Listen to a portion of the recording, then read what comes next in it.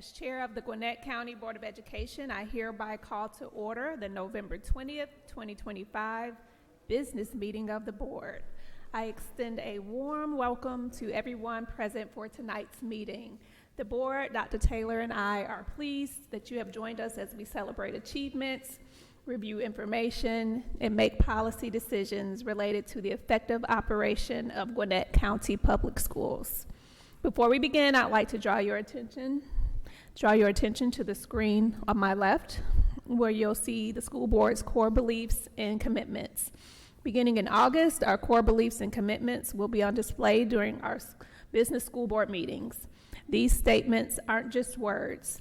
They reflect the guiding principles that shape every decision we make and every goal we set. They serve as a compass for our district, reminding us of our shared responsibility to foster a learning environment where every student can thrive. I encourage you to take a moment to read them carefully, as they are central to the work we do together as educators, leaders, and community members. The board began meeting at 2 p.m. for our monthly work session. During work sessions, we hear reports on student achievement, school operations, and system-wide initiatives. We may also discuss items that the board will be acting upon in tonight's business meeting. Please visit our board agenda online next week to see any of the detailed reports from the work session. The monthly business meetings of the board are open to the public.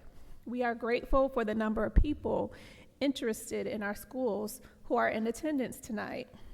This business meeting is when the board conducts its business of governing the school system in a public arena. The business meetings are not meetings with the public. Therefore, comments from the audience will be confined to the time designated for citizens to address the board, according to policy BCBI. Speakers are encouraged to maintain appropriate meeting decorum, follow appropriate protocols, protect the confidentiality of students, prevent defamatory statements, and ensure the impartiality of the board. The board requests that speakers not directly speak about individual students, parents, or staff members. Thank you for embracing these qualities and modeling them for our children and our community during tonight's meeting. Please silence your cell phones or communication devices before we begin our proceedings.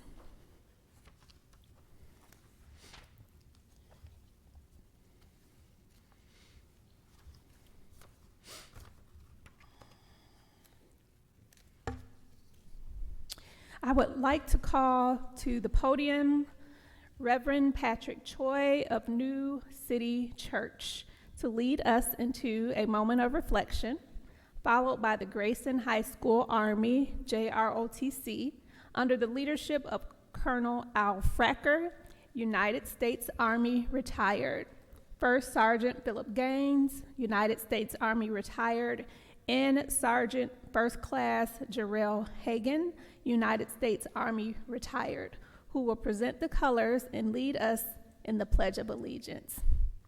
Reverend Choi. Good evening, Chair Dr. Simmons, board members, and Dr. Taylor. Could I please ask everyone to please stand? My name is Patrick Choi, and I bring you greetings and well wishes on behalf of New City Church, and thank you so much for asking me to be a part of tonight's meeting. As we come together, may we please demonstrate wisdom, integrity, respect, and grace in our interactions with each other. Let us acknowledge the many good things around us and ways that we can be a blessing to each other. Thank you to those in the audience who lend their leadership and service to our schools and community. We also extend our appreciation to the many individuals, our families, our teachers, and others in the community who support public education and our public school students. Finally, let us keep the children of Gwinnett County in mind as we speak, as we act, and make decisions tonight. With that in mind, I invite you to join me in a moment of silence for personal reflection for our students, for our school district, and for the greater community.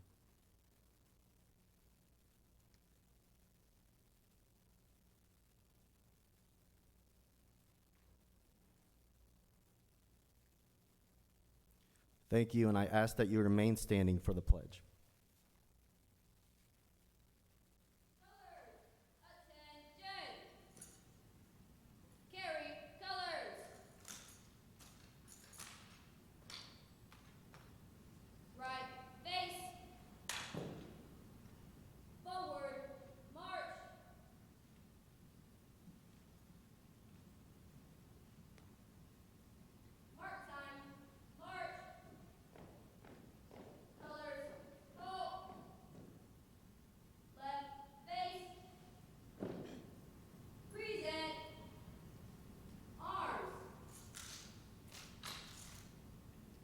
Please join me for the pledge.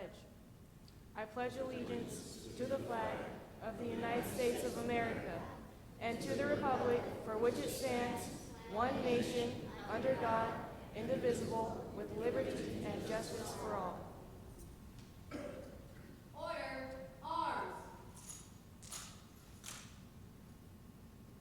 Right, face. Forward, march.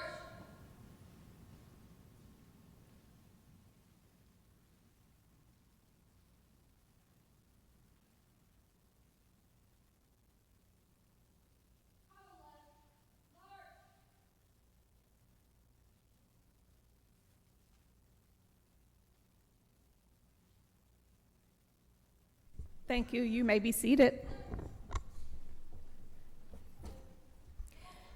Thank you again, Reverend Choi, and the Grayson High School Army JROTC for being a part of this meeting. We move next to students' public comments. Students addressing the board, you will notice 2 side podiums. Please proceed to the podium closest to you where you are sitting. At this time, Jack Hernandez, please approach the podium. Jasmine Caballero, you are on deck at the other podium. You are allotted a maximum of 3 minutes for comments. Jack? Okay, Jasmine, you're up, followed by Jackson Caballero.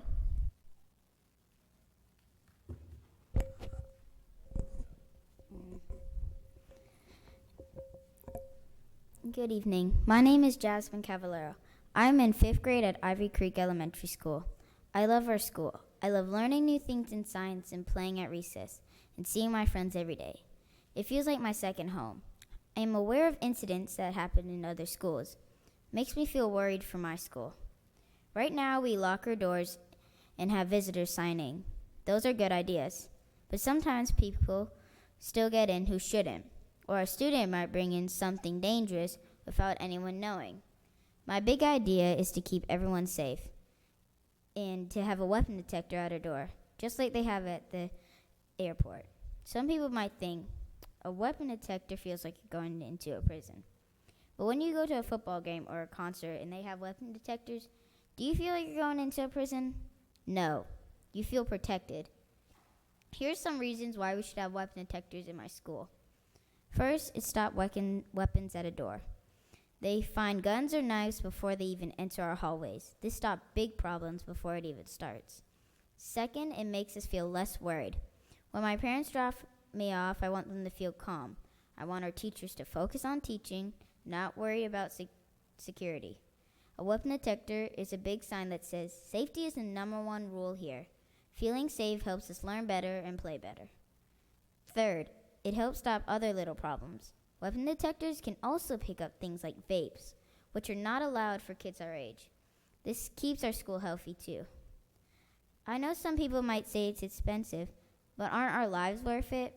Other schools that use weapon detectors have not seen weapon detectors come into our school. It adds another layer of protection to our school.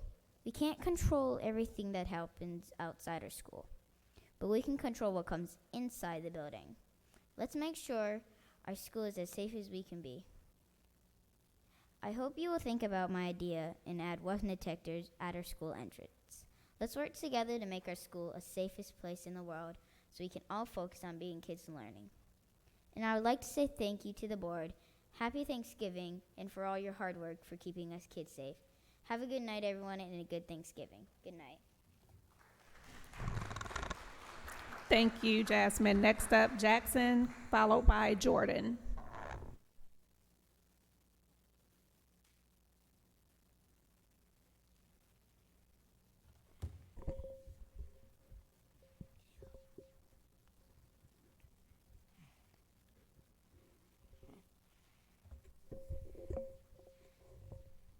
Good evening. My name is Jackson Cavallero, and I am in 2nd grade at Ivy Creek Elementary School. I love my school. I love playing at recess, learning new things in math, and seeing my friends every day.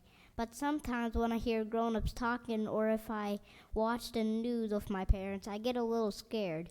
They talk about big grown-up problems that sometimes happen in other schools. And when I'm sitting in my classroom, I want to feel super safe. I have an idea that I think would help everyone feel safer. I think we should have weapon detectors in our school. You know how when you go to the airport or a big sports game, you walk through this machine that goes beep, beep, beep if you have something you shouldn't. That's a metal detector, and it helps keep everyone safe. If we had those at our front door of our school, it would be like a super strong shield for our school. It would make sure that only good things come in the building. Grown-ups always teach us to follow the rules, like holding hands in the parking lot and listening to our teachers. Rules keep us safe. I think a weapon detector is just another important safety rule. It would give me and maybe some of my friends a really good feeling in our stomachs that everything is going to be okay. I want our school to be a place where we only have to worry about homework and who we are going to play with at recess. I don't want anyone to be scared. Thank you for listening to my idea. I hope we can all work together to make our school the safest place it can be. I want to wish you a happy Thanksgiving. Thank you for all your hard work. Good night.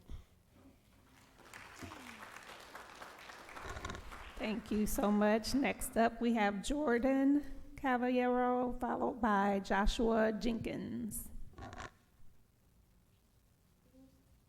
Good evening. My name is Jordan Cavallero. I am in elementary school and I'm in kindergarten. I know that gun detectors keep us safe. Please help us get gun detectors.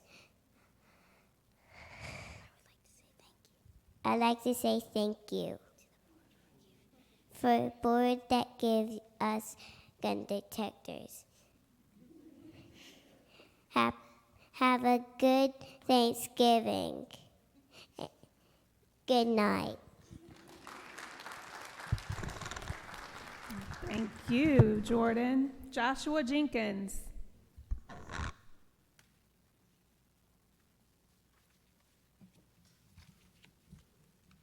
Good evening, board members. I'm Joshua Jenkins, a 10th grader at Console High School. Last year, I stood before you regarding my topic of artificial food dyes, and since then, I've worked with my high school principal, Lee Augman, and she has allowed me to speak before the school's faculty and staff, 6 health classes within my school, and we are currently working on substituting items in the vending machine with non-dye options. I have also spoken to my youth group at church, and I've recently spoken to a science class at Creekland Middle School earlier today about artificial food dyes as well. RFK Jr. passed a federal ban on 8 food dyes, which are blue dye number 1 and 2, green number 3, red 40, yellow dye 5 and 6, orange B, and citrus red number 2. All companies must remove these dyes from their products by the end of 2026. Until the food, candy, and soda companies remove the food dyes from their products, I still want to educate others about artificial food dyes' effects on the human body. Today, I'm approaching the board to asking for help to spread information about artificial food dyes throughout the county, as I have a physical pamphlet and a version that can be downloaded via QR code. I also have a QR code to my YouTube channel that contains videos I've created over the past year about artificial food dyes. This year, I plan to continually research new laws and bills that have been passed on the topic of artificial food dyes, as not all food dyes have been dealt with yet. I also plan to upload videos about the new changes that may occur to my YouTube channel. I plan to work with the principal and counselor at Creekland Middle School to identify other opportunities to speak with the students there as well. Thank you for your attention and this opportunity to share my updates and plans regarding artificial food dyes.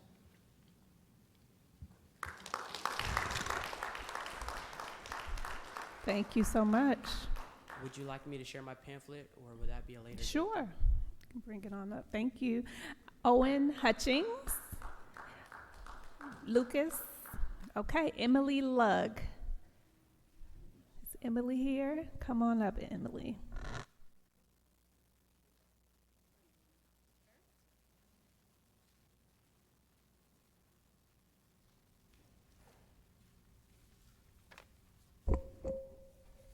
Good evening, everyone. My name is Emily, and I want to talk about something important.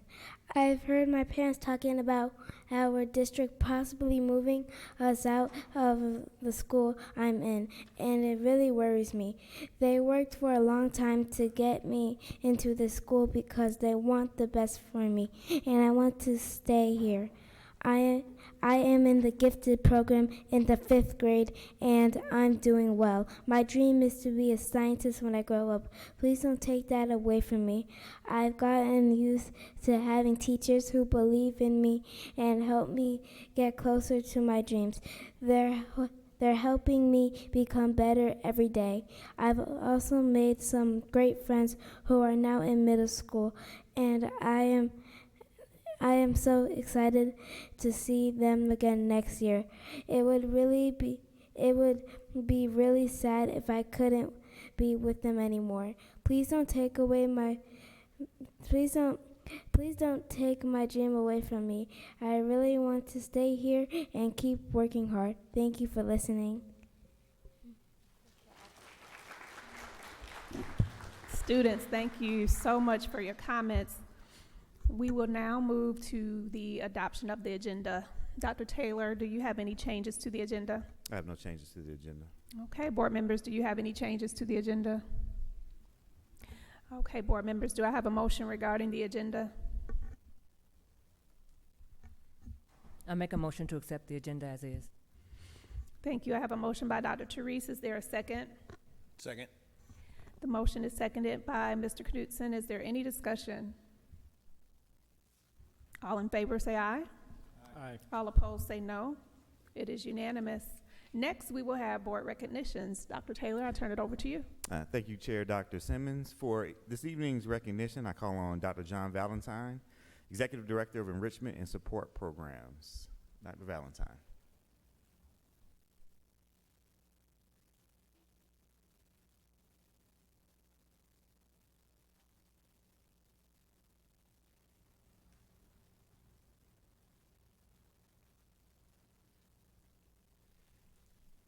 Chairperson Dr. Simmons, put this up for people. Chairperson Dr. Simmons, board members, and Dr. Taylor. Tonight we celebrate Lynette Aponte, Director of the GCPS International Newcomer Center. Ms. Aponte is the inaugural recipient of the K-12 Educational Leadership Award awarded by the Georgia Latino Education Summit. Lynette has been recognized for her leadership, advocacy, and impact in the Latino community in Georgia. Under her leadership, the International Newcomer Center serves many functions in GCPS.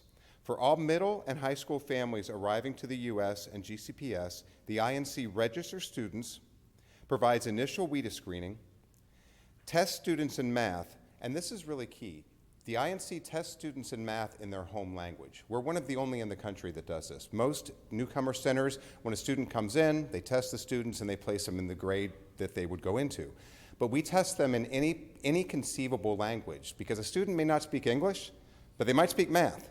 So we want to make sure that they're able to continue on with their math. That's something she's very proud of, right? Okay, good. They provide district-wide interpretation and translation services, and they train our interpreters to assist in complex special education and IEP meetings. They also run a series of family, English, literacy, and outreach classes to ensure that newcomer parents and guardians build their own English language proficiency and understand their rights and responsibilities as GCPS community and family members. This makes them able to better communicate with schools and to assist their students at every step in their GCPS journey. Under Ms. Aponte's leadership, our INC is known as one of the finest in the nation. Congratulations to Ms. Aponte on receiving this award, and thank you and your entire team for developing such a fine international welcome mat for our newcomer families. Thank you to the board for the opportunity to celebrate Ms. Aponte's achievement, and thank you for your ongoing support of our International Newcomer Center.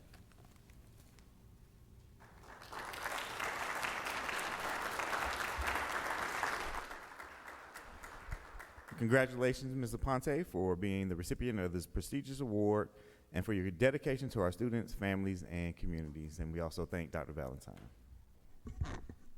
Thank you, Dr. Taylor. At this time, those recognized may quietly leave the boardroom or stay for the remainder of the meeting.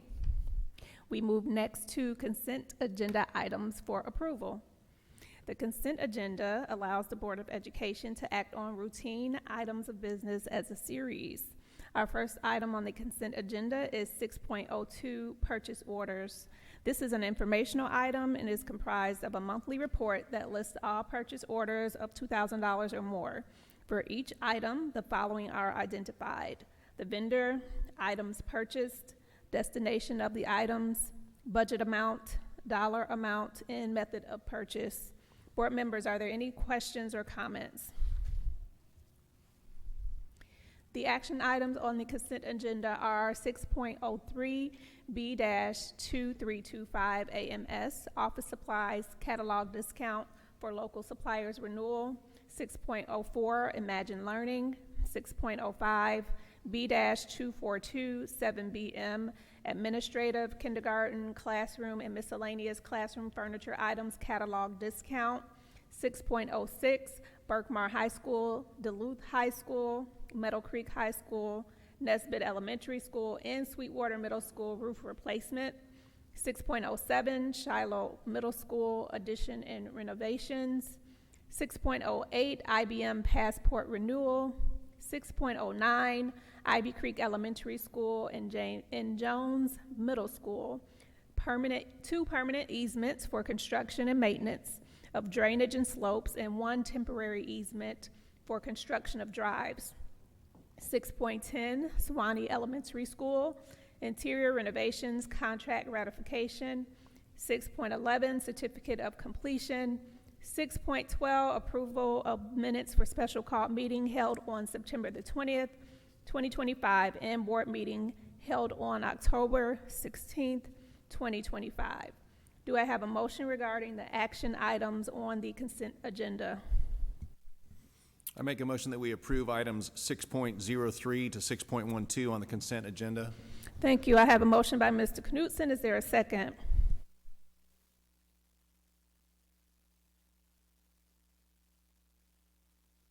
Second. I have a second by Mr. Gasper. Is there any discussion? Yes, Chairwoman Dr. Simmons, I have a question on consent agenda item 6.11, Certificate of Completion. Can someone from the district explain? It appears Mr. Burke is coming up. Thank you so much, Mr. Burke.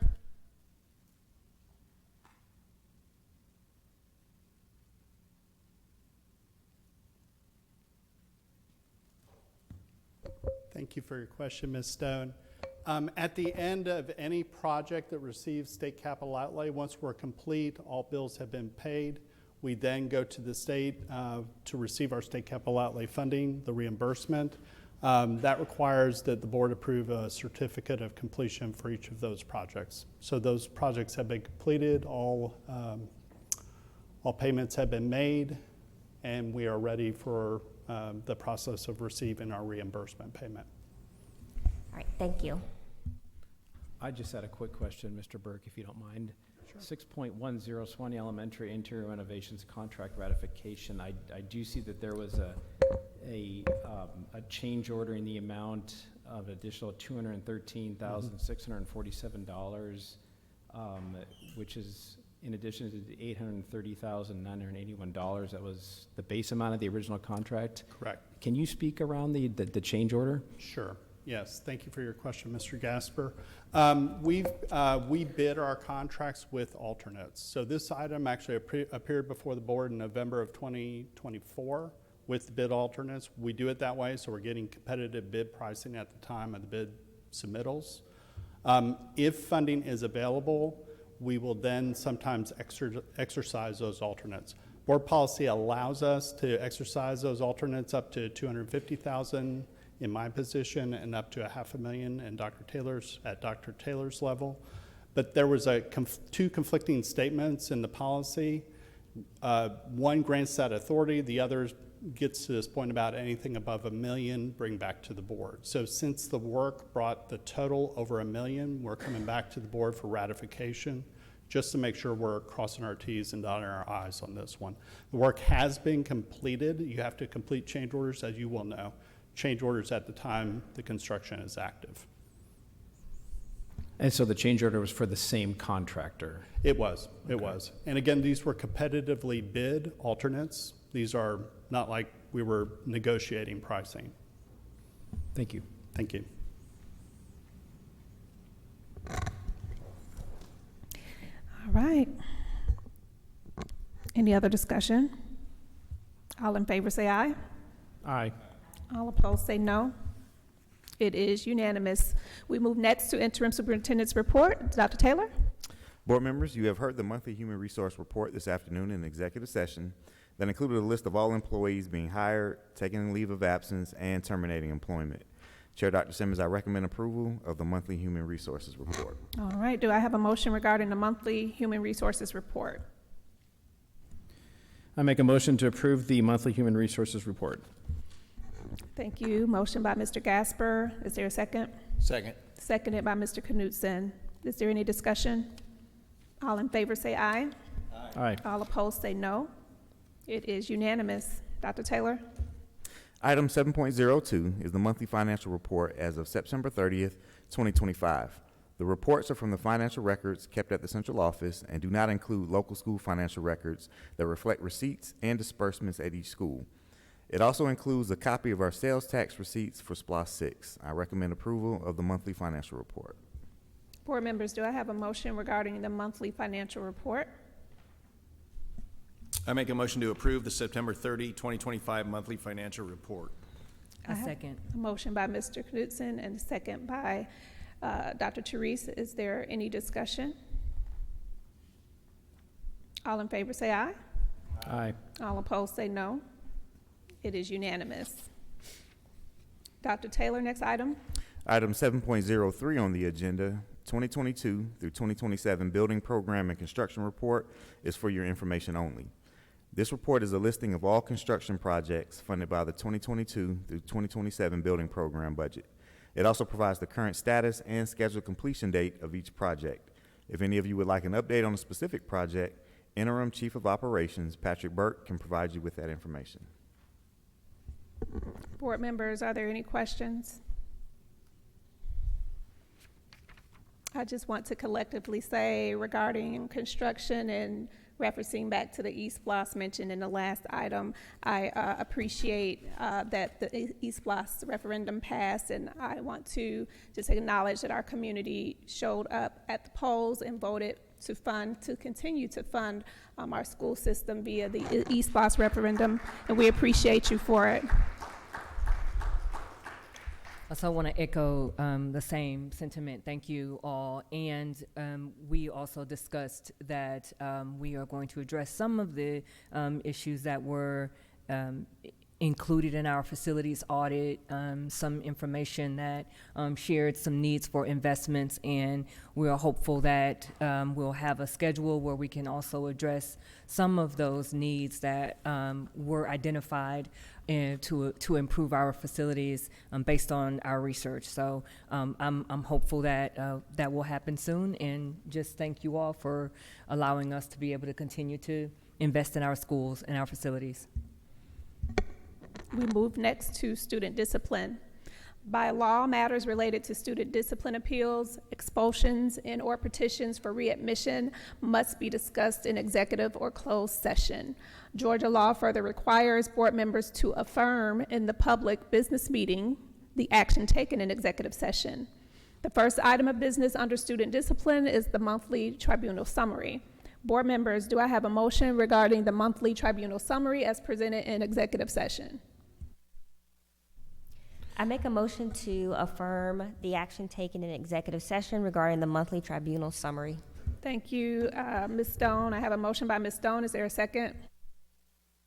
Second. The motion is seconded by Mr. Knutson. Is there any discussion? All in favor say aye. Aye. All opposed say no. It is unanimous. Board members, do I have a motion regarding student discipline appeals as presented in executive session? I make a motion to affirm the action taken in executive session regarding student discipline appeals. I have a motion by Mr. Gasper. Is there a second? Second. The motion is seconded by Mr. Knutson. Any discussion? All in favor say aye. Aye. All opposed say no. It is unanimous. Dr. Taylor, old business is up next.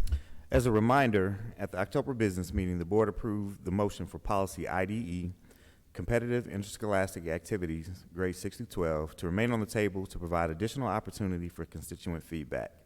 Revisions were made, and the final version is being brought tonight for your approval. I recommend that the above policy with revisions be adopted. Board members, do I have a motion regarding the interim superintendent's recommendation? I make a motion to approve the proposed revisions to policy IDE, competitive interscholastic activities, grades 6 through 12. I have a motion by Mr. Knutson. Is there a second? Second. The motion is seconded by Mr. Gasper. Is there any discussion? All in favor say aye. Aye. All opposed say no. It is unanimous. Dr. Taylor, new business, please. During the October work session, you heard the report regarding the 2025 Board Legislative Program. This list of priorities outlines the continuing policy positions and state funding improvement requests that the board wishes to bring to the Gwinnett delegation for consideration in the upcoming session of the General Assembly. Chair Dr. Simmons, I believe the decision was to table the legislative priorities until next month for adoption. Board members, you heard Dr. Taylor's recommendation to tailor the legislative priorities until December. I need a motion for action. I make a motion to have the 2026 legislative program lay on the table for 30 days or for our next scheduled business meeting on December 18th, 2025, pending feedback from the board. I have a motion by Dr. Therese. Is there a second? Second. The motion is seconded by Ms. Stone. Is there any discussion? All in favor say aye. Aye. All opposed say no. It is unanimous. Dr. Taylor? The National Organization, Consortium of State School Boards Association, or COSPA, will host its national conference March 13th through 15th, 2026 in Louisville, Kentucky. The COSPA National Conference is a leadership training and networking conference for local school boards. The conference registration fee and local travel would be paid for those board members participating. I'm recommending the approval of the board's participation at this conference. Board members, who among you would be interested in participating in this conference?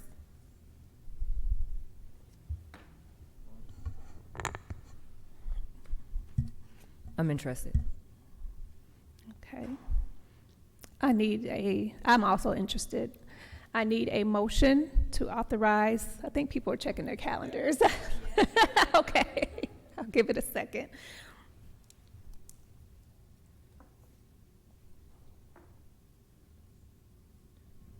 I'm interested and available. Okay. I'm interested. Okay. Yeah, I'm also interested too. Okay. I now need a motion to authorize members of the board to represent us at the COSPA Annual Conference, which will be held March 13th through the 15th, 2026.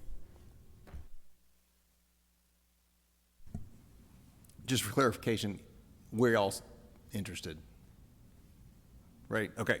I make a motion to approve Ms. Rachel Stone, Mr. Steve Knutson, Mr. Steve Gasper, Dr. Therese Johnson Morgan, and Dr. Adrian Simmons to attend and represent us at the Consortium for State School Boards Association, which will be held March 13 through 15, 2026. I have a motion by Mr. Knutson. Is there a second? Second. The motion is seconded by Ms. Stone. Is there any discussion? All in favor say aye. Aye. All opposed say no. It is unanimous. Dr. Taylor? Board members, changes have been made in accordance with policy guidance and/or mandates in state and/or federal law for policy JCDAF, use of electronic devices by students. In our work session this afternoon, the proposed draft was reviewed and discussed. Chair Dr. Simmons, I recommend that this policy, with revisions, be placed on the table until the December 18th, 2025 business meeting to provide constituents an opportunity for feedback. Board members, do I have a motion regarding the interim superintendent's recommendation?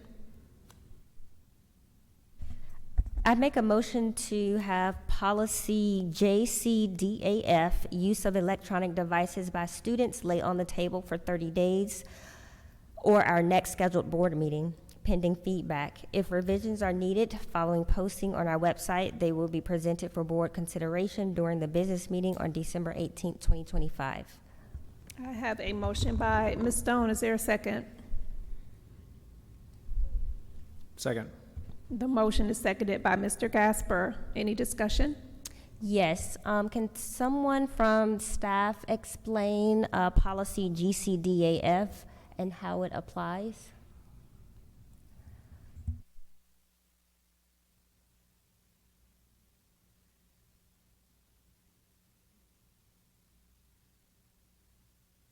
Thank you for the question, Ms. Stone.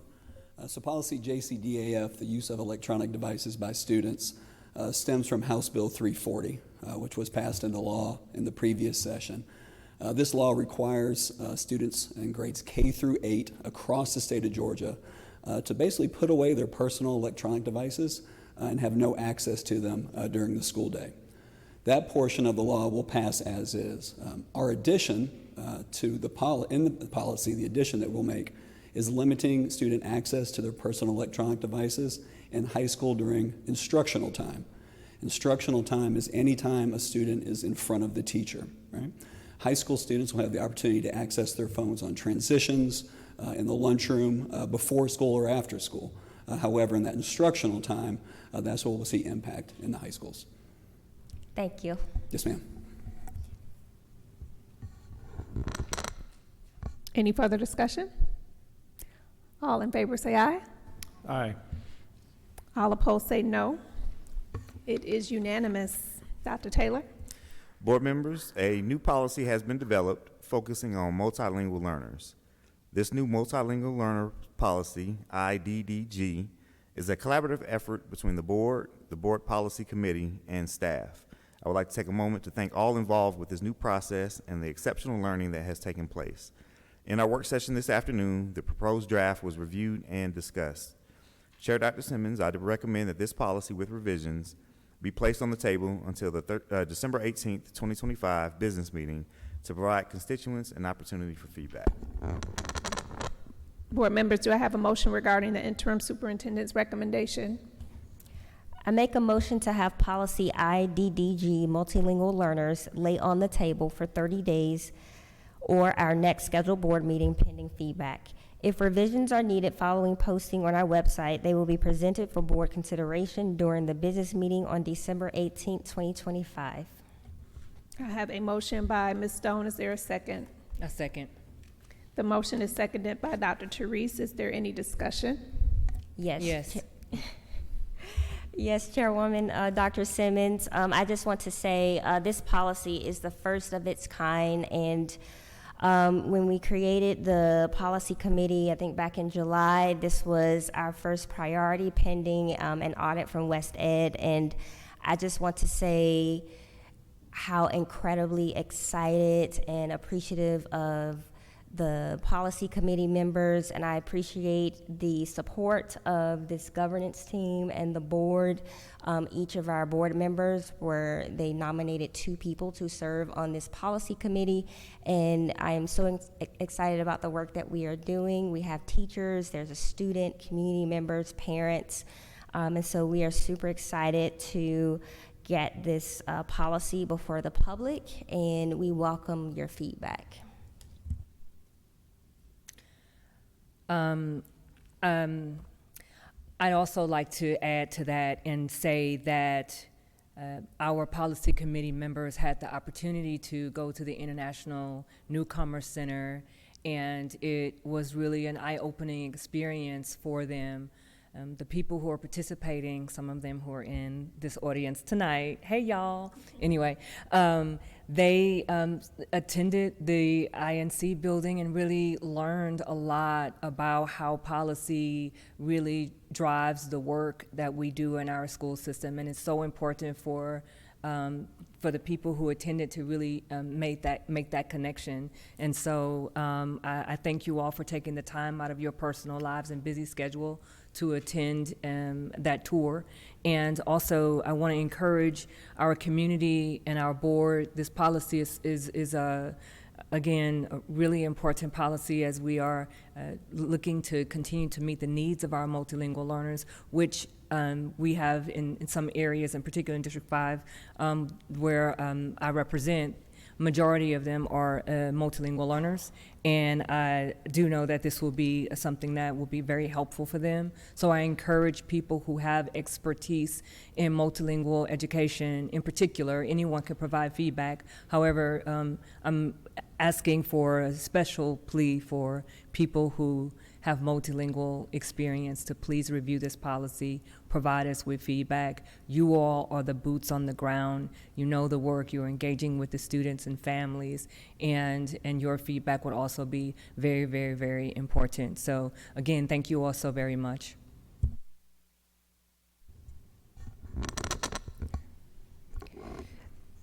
I don't know if people realize how many multilingual learners we have in GCPS, but depending on the year, it's between 1 in 3 or 1 in 4 students. So that's a huge population of learners that we are seeking to accelerate achievement for with this policy. It was a huge undertaking.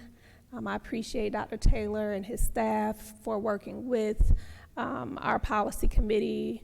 I greatly appreciate the leadership by Dr. Therese and Ms. Stone as we launched a committee for the first time this year and took on this paramount policy that is sure to impact learning across our multilingual students. Beginning, if all goes as planned, we'll be able to start implementing parts of the policy perhaps before the end of the school year. So I'm excited about the possibilities, and I look forward to the work that will come out of our policy committee in the future as well. This is a huge endeavor, a new endeavor, something we have never done in GCPS before, and I think it's a testament to it's okay to do things that haven't been done before if it's in the best interest of students. So thank you for your leadership, and thank you for the collaboration. All in favor say aye. Aye. All opposed say no. It is unanimous. Dr. Taylor? The Mountain View High School Local School Council has submitted a request to dedicate a memorial wall in honor of Richard Ricky Aspinwall, who tragically lost his life in the Appalachia High School shooting last year. Before joining Appalachia High School, Coach Aspinwall, or Coach A as the students called him, was a track and football coach at Mountain View High School for 10 years. The memorial wall will honor his integrity, service, and compassion, serving as a community symbol of appreciation. Chair Dr. Simmons, I recommend the approval to dedicate a memorial wall at Mountain View High School in honor of Richard Ricky Aspinwall. Board members, do I have a motion? I make a motion that we approve the request to dedicate a memorial wall at Mountain View High School in honor of Richard Ricky Aspinwall. I have a motion by Mr. Knudsen. Is there a second? Second. The motion is seconded by Mr. Gasper. Is there any discussion? All in favor say aye. Aye. All opposed say no. It is unanimous. Next, we will have,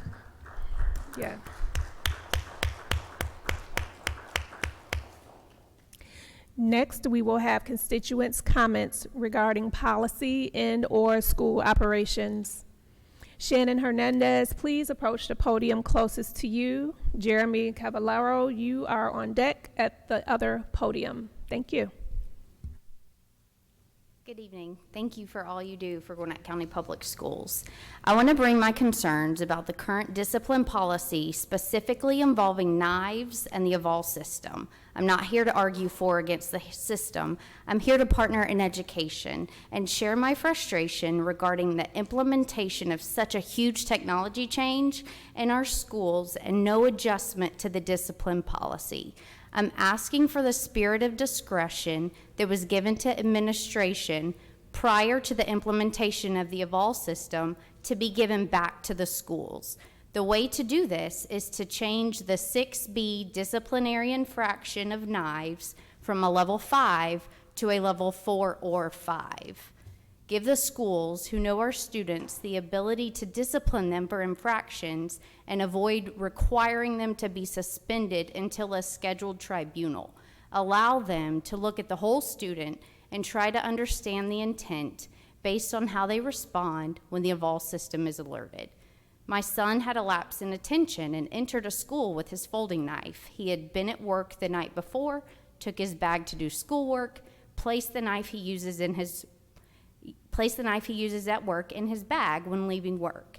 He was reminded about the knife when the Evolve system was alerted the next morning. He immediately told the screener that there was a knife in the bag. He took his punishment and he moved on. As an AP student, peer leader, scholar athlete, leader in the classroom, keeping him out of school was not the appropriate discipline, in my opinion. I'm concerned about the future incidents involving students who may not have the support in the classroom and at home that my son had. According to today's Student Discipline Tribunal Summary Report, there were 7 cases involving only Rule 6B. 4 of those 7 cases, the student returned to school the next day. If the student can return the next day, is there an alternative discipline action? Can in-school suspension be applied? What is the appropriate action for a first-time offense? If I were to take a knife mistakenly through a security checkpoint at the courthouse, TSA, GCPS high school football game, I would be given the option to return it to my vehicle or leave the premises. The TSA has a written policy on effective corrective action regarding noncompliance. Can we give our students the ability to correct the behavior on a first incident situation and face a far lesser discipline? Today's number shows there have been 29 knives detected through the Evolve system. The whole reason for the system is to keep our kids safe, keep the weapons out of our schools. But let's do what we can to keep our kids in school. Thank you. Jeremy Cavallero, you'll be followed by Elizabeth Cavallero. Good evening, Board. Good evening, everyone in the audience. As we approach the Thanksgiving holiday, a time dedicated to recognizing our blessings, I stand before you tonight immensely thankful. I want to express how truly thankful I am for the decision this board has taken to prioritize the safety of our children. Your commitment is evident in the successful deployment of the Evolve Weapons Detection System across all of our high schools and now the active installation of our middle schools. We represent profoundly thankful parents and community members. You've made Gwinnett County a model for the nation, and that leadership is something to celebrate. However, we cannot fully give thanks until we know every child, regardless of their grade level, is equally protected.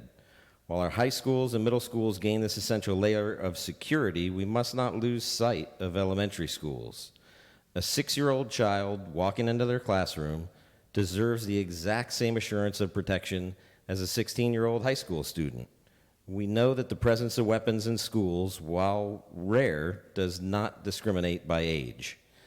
By leaving our elementary campuses as the only tier without this vital, non-invasive technology, we're unintentionally creating a gap in our defense. This gap is one that we now have the means to close. I am especially thankful for the community's recent support of the eSPLOS bill. This successful measure provides Gwinnett County Public Schools with dedicated, essential funding specifically for capital improvements, including security improvements. The resources are available right now to ensure this universal protection is implemented. I'm not asking for a large-scale, one-size-fits-all approach. Elementary schools have unique needs, and they have different flow patterns. We can be strategic. We can explore modern, lower-cost, high-efficiency formats, systems that are less imposing and faster to deploy, and perfectly suited for younger students. We must leverage the eSPLOS funding to commit to these targeted solutions and protect our youngest learners. Gwinnett County is a leader, and true leadership means completing the mission and I urge this board to approve a clear timeline and funding allocation to make elementary schools the next immediate priority in our security roadmap. Let us demonstrate every child from kindergarten through 12th grade is equally cherished and equally protected. Finally, as we prepare to gather with our loved ones next week, I wish every member of the board and the administration a safe and happy Thanksgiving. I'm thankful for all that you do, and I'm thankful you have the opportunity to spend time with your families. Have a great night. All right, next up we have Elizabeth, followed by Angela O'Brien Sheet. Good evening, everyone. I would like to start out by just echoing the same sentiments that my husband and kids just spoke to. Really want to thank the board for all of your hard work. I know we've been coming to these meetings for a year since Appalachia touched our state, and we see that you all sometimes don't get the thankfulness that you all deserve for all the work that you do to protect our children. So I just want to start out by saying thank you for all the work that you're doing with high schools and middle schools and keeping all of our students safe. Like we've talked about many times before, we are really hoping for action to be taken in the elementary schools, not only for our 3 kids that are in elementary school, but for the 142 elementary schools in Gwinnett that we'd like to see have the weapons detectors installed. When we look back, the 20 elementary students that were murdered at Sandy Hook, they would have been graduating college this year. And that was cut short because a gunman was allowed to enter that school and murder those students. The 19 elementary students that were murdered at Robb Elementary School, they would be entering high school next year. And those kids are not going to be doing that. And their siblings and everyone else involved won't get to see that happen. We're asking, we know that 142 elementary schools is a lot to invest in weapons detectors like we have for middle and high school. So I'm asking, our family is asking for those weapons detectors to be installed at entrances to scan all non-students as a start before we can scan all students in those elementary schools. If we can protect adults from coming into elementary schools with any sort of weapon and causing harm, that's a good place to start. I'd also like to just briefly address some of the people we hear come here and talk to the board about the Evolve system. Last month, there was someone talking about a 53% chance of detecting a knife. I say, if you told me the Evolve weapons systems was going to be a 5% chance of detecting a weapon, I would say it's better than the 0 that is currently being done without using Evolve. And I don't hear any of the people that come to address the board have any solutions. They just come to be negative about these weapons detectors. So we just want to protect your students. Thank you. Thank you. Next up, Angela, followed by Socorro Lai. Good evening, Chairperson Simmons, board members, Interim Superintendent Dr. Taylor. My name is Angela O'Brien Scheidt. I am an education consultant with 15 years of experience collaborating with school leaders to support multilingual learners. I recently moved to Georgia, and I've been following Gwinnett's work closely, including tonight's Imagine Learning license approval and the new multilingual learner policy being developed for December. Gwinnett serves more than 47,000 English learners. You're clearly prioritizing these students. Approving Imagine Learning licenses tonight, drafting a new ML policy, leading the nation in AI and technology. These are exactly the right moves. But the data shows why this is urgent. In Gwinnett, 84% of the multilingual learners in 3rd grade are not proficient in ELA. By 5th grade, 92% are below proficiency. The system isn't reaching them. Gwinnett is making the right investments, The question I want to help you answer is, how do we implement these tools and policies in ways that will actually close these gaps? Let me give you 2 specific examples of what this looks like. First, Imagine Learning is an amazing tool that I've used for 15 years, but licenses and basic training are insufficient. Successful implementation requires teacher support with data analysis, optimizing classroom environment, and utilizing intervention lessons effectively. I've seen results fall flat and Imagine Learning used as a classroom babysitter, but I've also seen how powerful it is in closing achievement gaps when used correctly. The bottom line, to make this and other digital tools work, you need an experienced support system. Second, your new ML policy includes creating a family advisory council and enhancing communication with families. Excellent. But here's what I know from experience. Translation helps, but it doesn't build the cultural connections that make family engagement actually work. If a family receives a translated progress report but doesn't understand what grade level proficiency means, we've translated words without creating understanding. Effective implementation of the ML policy will require intentional cultural bridge building, not just translation. You're making smart investments in your 47,000 English learners. I'd like to help you maximize those investments. I'm offering a free 1-hour consultation with Gwinnett's leadership team about implementing these tools and policies effectively. No sales pitch. I'm just passionate about serving our schools, and I have practical guidance that I feel could benefit. Gwinnett County Public Schools are positioned to lead in this work. I'd be honored to support your students. Thank you for your time and for everything you do. Thank you. Sakara Lai, or Lee, you're up next, followed by Darlene Mary Motley. Darlene Mary Motley, you're up next. After Darlene, we'll hear from Marlene Tillman.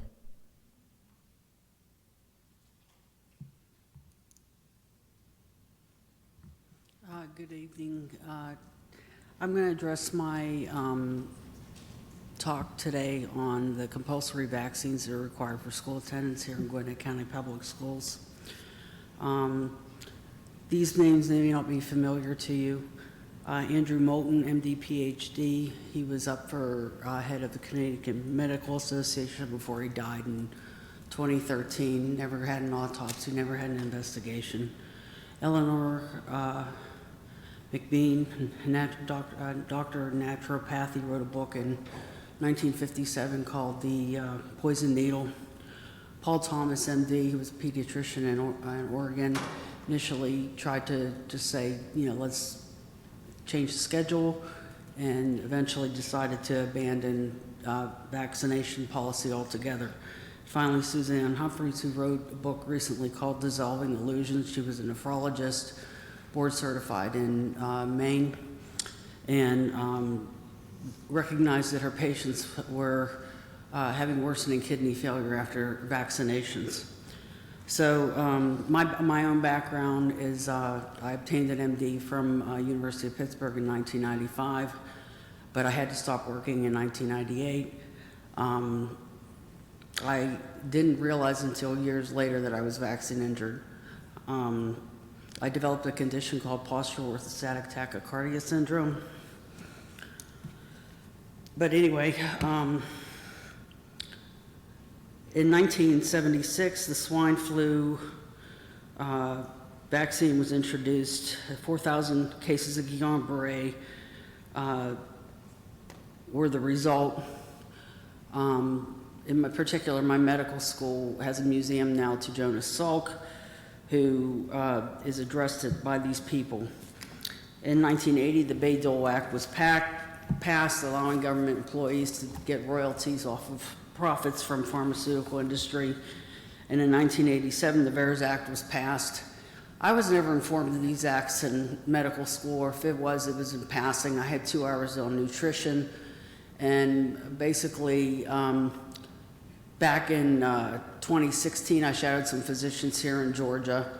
I passed all 3 of my United States medical licensing boards back in the 90s and at the 76th percentile. And I was one of the few medical students that took immunopathology as an elective. That was my intention to go into that, so I had an interest in immunology. And my time's almost up. But my point is that through the manipulation of mass media, we're not getting the truth. And this is going to be the first time that I'm going to address this, but I thank you for your time. Thank you. Marlene Tillman, you're up next, followed by Tanisha Banks. Good evening. I'm here to mark the 15th anniversary of the unforgettable saga involving the arrest of former Gwinnett School Board member Dan Seckinger. Yes, the namesake of Seckinger High School, and to celebrate just how far the school board has come since those glory days. On Monday, November 15, 2010, Seckinger was arrested for failing to pay child support. Yeah, child support. Just days after winning another 4-year term, and he ran unopposed. Despite claiming to be in such dire financial straits that he couldn't meet his child support obligations, he somehow managed to scrape together $7,000 in mere hours from behind bars to secure his release on that Tuesday at 4:29 a.m. I'm sure his children were wondering, yet again, where are the fathers?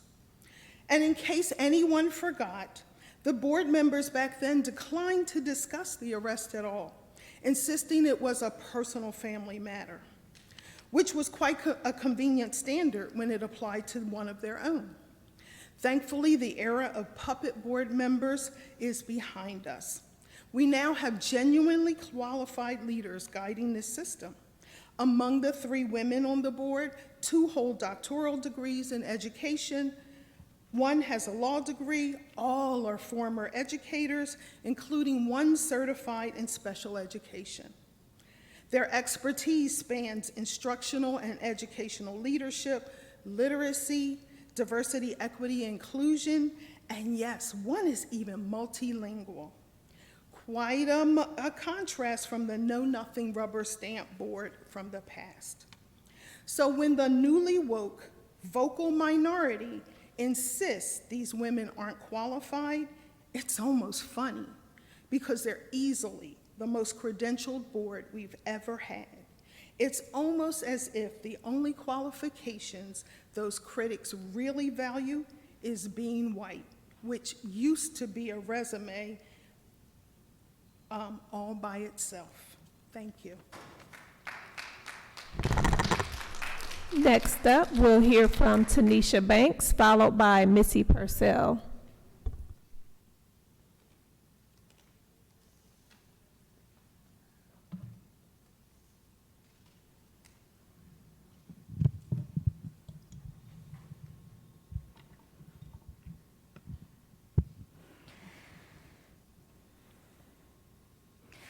Good evening. My name is Tanisha, and I stand before you as a parent, as a community and education advocate, and as someone who absolutely refuses to stay silent while 16 schools in Gwinnett County are still labeled as failing. 16 schools, 12 of them concentrated in just 1 district, the very district championed unapologetically for over 6 years by Dr. Therese Johnson. She has consistently lifted her voice for these communities, but the system around her have not met that same urgency. These schools represent thousands of children, brilliant children, who have been struggling for far too long, and yet this ongoing crisis has not been adequately addressed, even under the former leadership of the previous superintendent of school improvement, Dr. Taylor. This continued under his leadership also. Watts and Wilbanks were responsible for implementing the needs of these schools as well, and they are no longer here, and rightfully so. So let's stop pretending that loyalty, politeness, and a smile will fix this. Let's stop ignoring the elephant in the room, because CCRPI and data do not lie. Let's be very clear, this does not happen overnight. These problems didn't begin last year or even 5 years ago. They stretch back decades. Concerns about inequity, declining performance, lack of support, inadequate facilities, and widening opportunity gaps were raised again and again and again and again. Nothing changed. And today we are living with the consequences. Schools have not received targeted interventions, teachers have lacked stability and support, buildings have gone without necessary upgrades, students have been deprived of the resources that are needed to learn, grow, and compete, and families have been ignored. Our most vulnerable schools have fallen deeper into crisis, and that is why we absolutely cannot afford more of the same. We do not need recycled leadership or recycled excuses. We don't need the same strategies repackaged in new binders. And we certainly don't need promises without measurable action. What we need is new leadership, leadership that understands that equity is not a slogan or a buzzword, it is a responsibility. Leadership that ensures every school, regardless of zip code, receives the staffing, the funding, the interventions, and the attention necessary to thrive. Because let me say this clearly, equity means investment, equity means action, equity means accountability. GCPS must begin a bold new chapter. We need a visionary superintendent who is willing to make tough decisions and stand firm in equity-driven leadership. The community spoke loudly in this recent election. You were the new board. You were chosen because the people believe you are ready to do what previous leadership refused to do. You have already demonstrated courage with the decisions you have made, and we are asking you to continue believing in that process. Our students deserve leaders who will not simply maintain the system, but transform it. And trust me, we will keep advocating, organizing, and speaking truth until that transformation becomes reality. We will welcome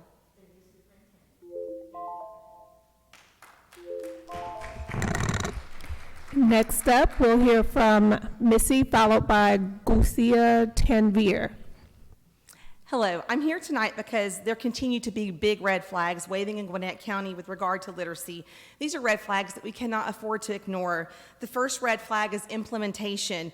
We adopted a high-quality literacy curriculum, and on paper it's excellent, but like any strong curriculum, it depends on one crucial element, and that is a highly trained educator. If we look at Marietta City Schools, their success didn't come from purchasing a program. Their success came from first investing deeply in training teachers in the science of learning and in the science of reading. Only after teachers were trained did they place tools in their hands, and when they did, teachers understood the tools build knowledge, the tools support oral language, the tools strengthen fluency, comprehension, and writing, but the teacher still drives the cart. In Gwinnett, our teachers don't feel like they know how to drive the cart. We handed them a tool but never taught them how to truly use it. So the tool isn't keeping the cart running. It's becoming the burden that they're pulling every day, and they're frustrated. That's why we're hearing teachers scream for autonomy. But autonomy without shared understanding creates islands, and islands create inequities. And their frustration isn't coming from a desire to work in silos. It's coming from a lack of training, support, and clarity. We need collective collaboration. We need communication that is safe. We need coaches who are partners, not people who warn each other about when they're walking down the hallway. And yes, teachers are doing that because poor implementation and inconsistent leadership have created fear. Teachers deserve high-quality training where they can learn together, watch modeling, make mistakes, and grow without punitive oversight. They need fences and freedom within the fences. Right now, they have neither, which is why the implementation is crumbling. The second red flag is MTSS. We're checking boxes. Yeah, we've got high-quality instructional materials. Yeah, we got a screener. Yeah, we got an MTSS plan, but we're not going beyond compliance. We're still using subjective, qualitative judgments to avoid identifying students as needing intervention. And when we do that, we delay support. If the number of students needing intervention is increasing every year, it's not a kid problem. That's a system and leadership problem. We're seeing intervention periods filled with programs like iReady's magnetic reading, but MTS interventions must mirror the district's foundational skills instruction with more intensity and more time. A supplement is not an intervention. And when a child has a suspected disability, it's the district's job. It's not the district's job to place them in MTSS black holes for years. It's the district's job under federal law, child fine, to evaluate. Federal law is explicit. If a child is flagged at risk, that is a suspected disability, and anything done to delay or deny a comprehensive evaluation is out of compliance with IDEA. I continue to meet parents across this district, too many parents who share the same story of delays, denials, and children who cannot read. And let's be clear, if only a small percentage of students are receiving tiered interventions, then the expectation that the remaining percentage should be reading proficiently, but we know our numbers don't tell us that, which means we're leaving thousands of children floating without support, without a plan, and without urgency. So I'm asking you to focus on high-quality training and fix the MTSS system. Our teachers want to do right by kids, our families are begging for transparency, and our students, especially those who struggle, deserve a district that recognizes red flags. Thank you. Gucia, you're up next, followed by Moonjal Patel.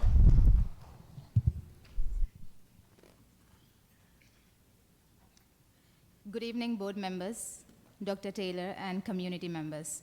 My name is Gausia Tanveer. I'm a math teacher at Sweetwater Middle School.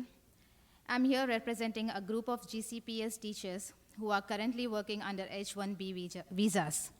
Thank you for giving us the opportunity to speak again. We are here to follow up on the concerns we raised during the September board meeting regarding green card sponsorship for H-1B visa teachers. This issue has a direct impact on our job security, our ability to remain in the district, and the stability and well-being of our families.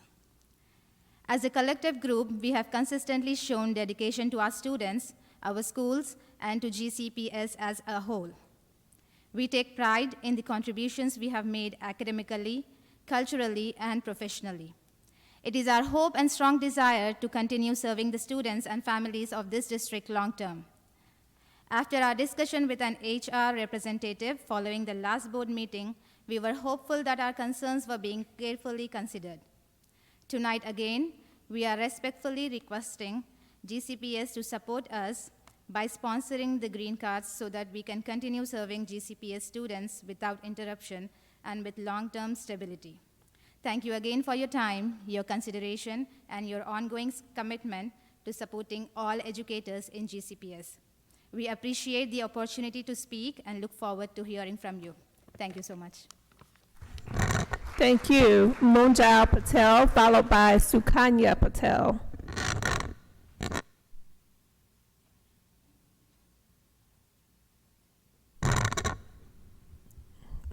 Okay. Next up, Chelsea Hutchings. You'll be followed by Manisha Patel.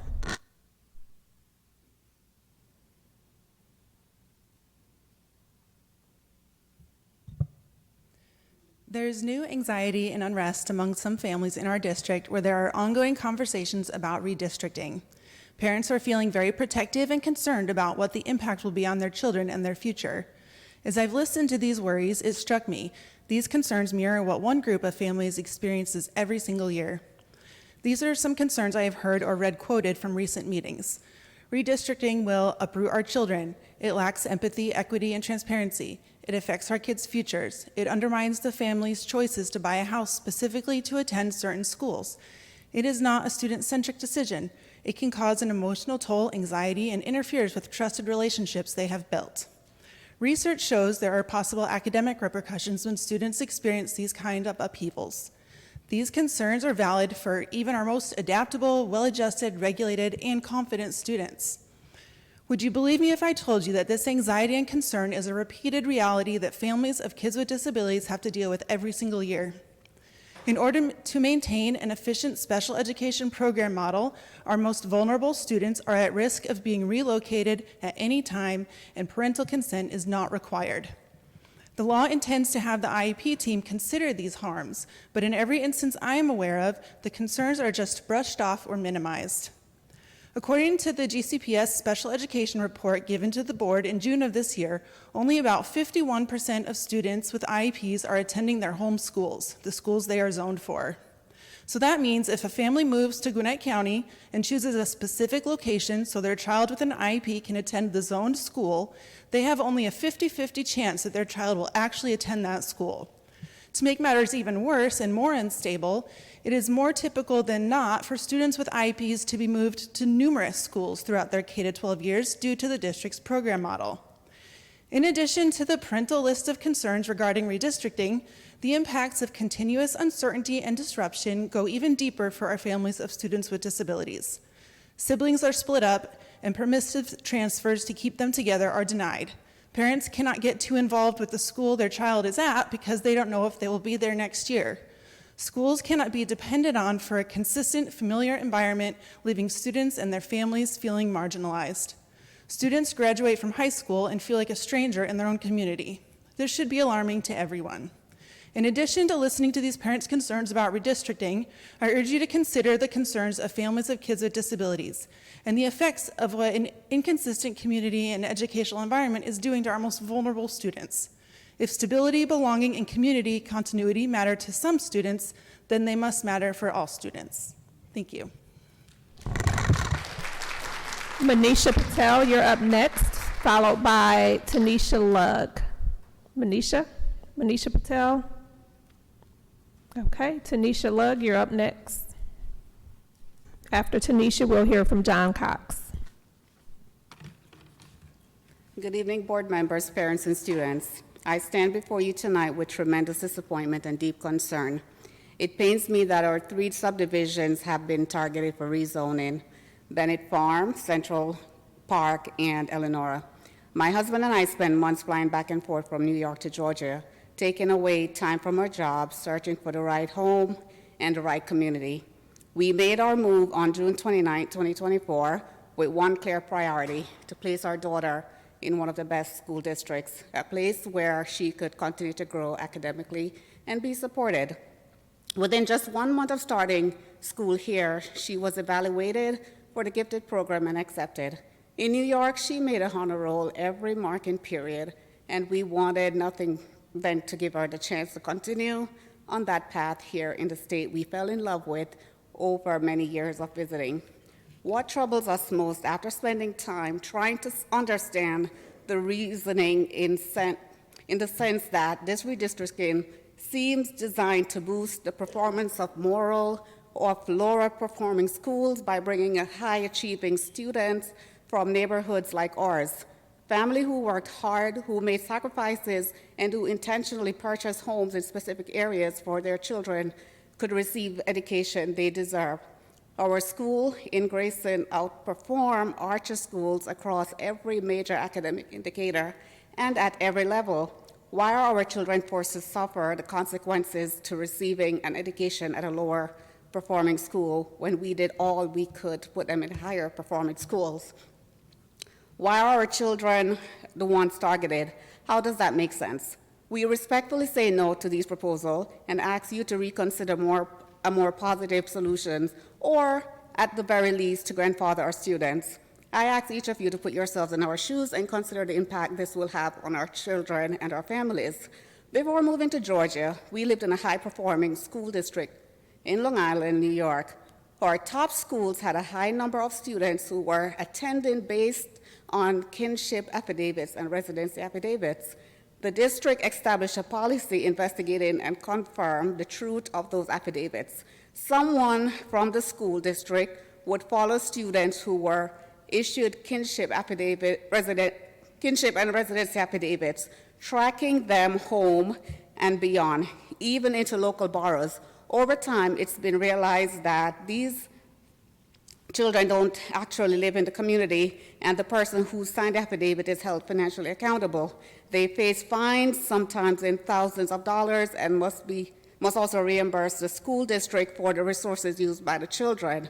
We believe this is a practice that needs to be implemented here as well, as we suspect that many kinship affidavits are Thank you so much. Next, we will hear from John Cox, followed by Shayla Wilkinson. Good evening. My name is John Cox, Second Vice President and Education Chair of the Gwinnett NACP. And I'm here to hold this board accountable for the failure to protect a student with autism and a trauma-based diagnosis of acute stress reaction.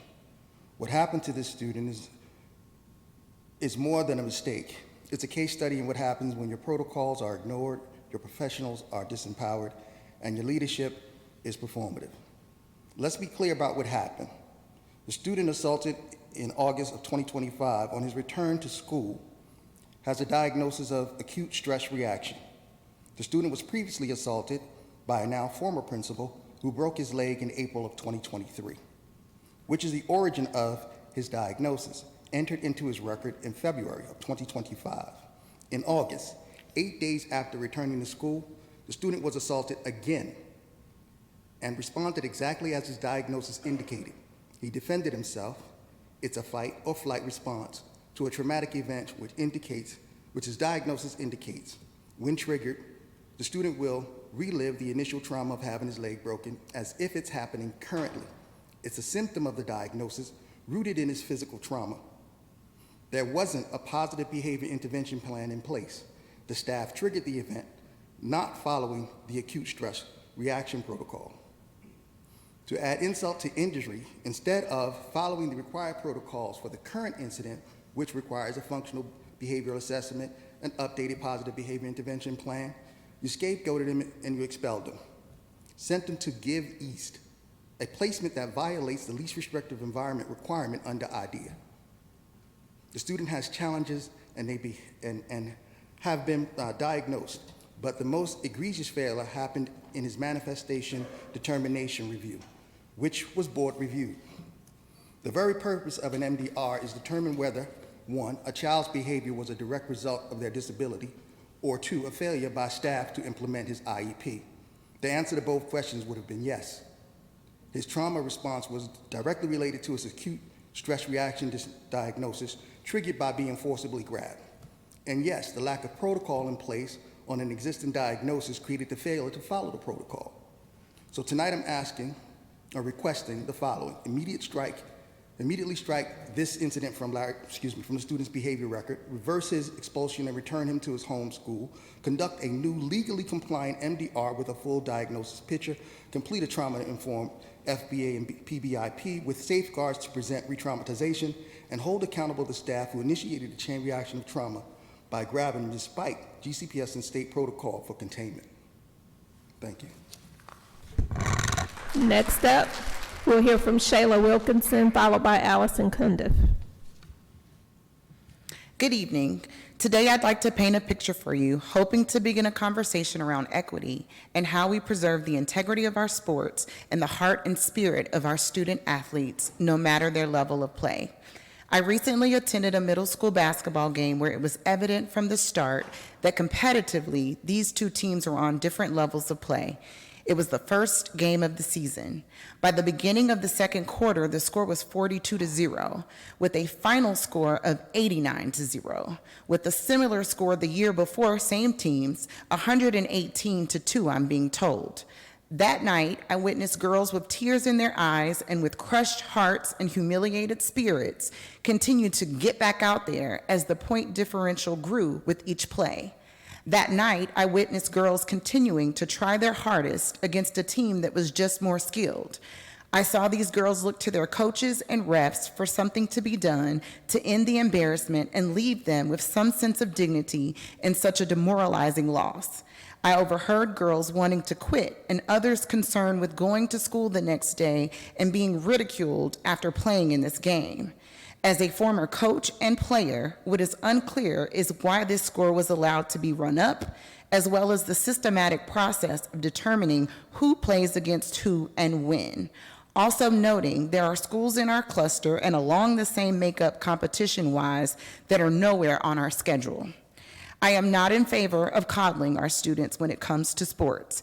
However, as we are still shaping and molding these students, I hope we can preserve their dignity, pride, and incorporate age-appropriate expectations around the life lessons that they are gaining. This can be done by implementing mercy rules consistently across the various sports. For example, soccer implements its mercy rule by concluding the game when a team is up by a difference of 10 goals, no matter the quarter. The middle school mercy rule for basketball goes into effect in the last 5 minutes of the game if there's a 20 to 30 point difference, which does not conclude the game, instead just runs the clock, stopping only if there's an injury or a timeout. As teams vary drastically in competitive play here in Gwinnett, I would like to propose an update to the middle school basketball mercy rule. I have emailed the county athletic director on 11/7 and again on 11/12, and am currently awaiting a reply. Research shows students participating in school-based sports have lower rates of dropout, better academic and behavioral performances, and greater development in building leadership and teamwork skill sets. So it's to our benefit as a county and community to continue to encourage our kids to participate in such sports by reducing the humiliation aspects as much as we can. Thank you. Allison Cundiff, you're up next, followed by Misty Head. Happy Native American Heritage Month to Chairwoman Dr. Simmons, Dr. Taylor, and members of the board. I'm here to express my gratitude for several things.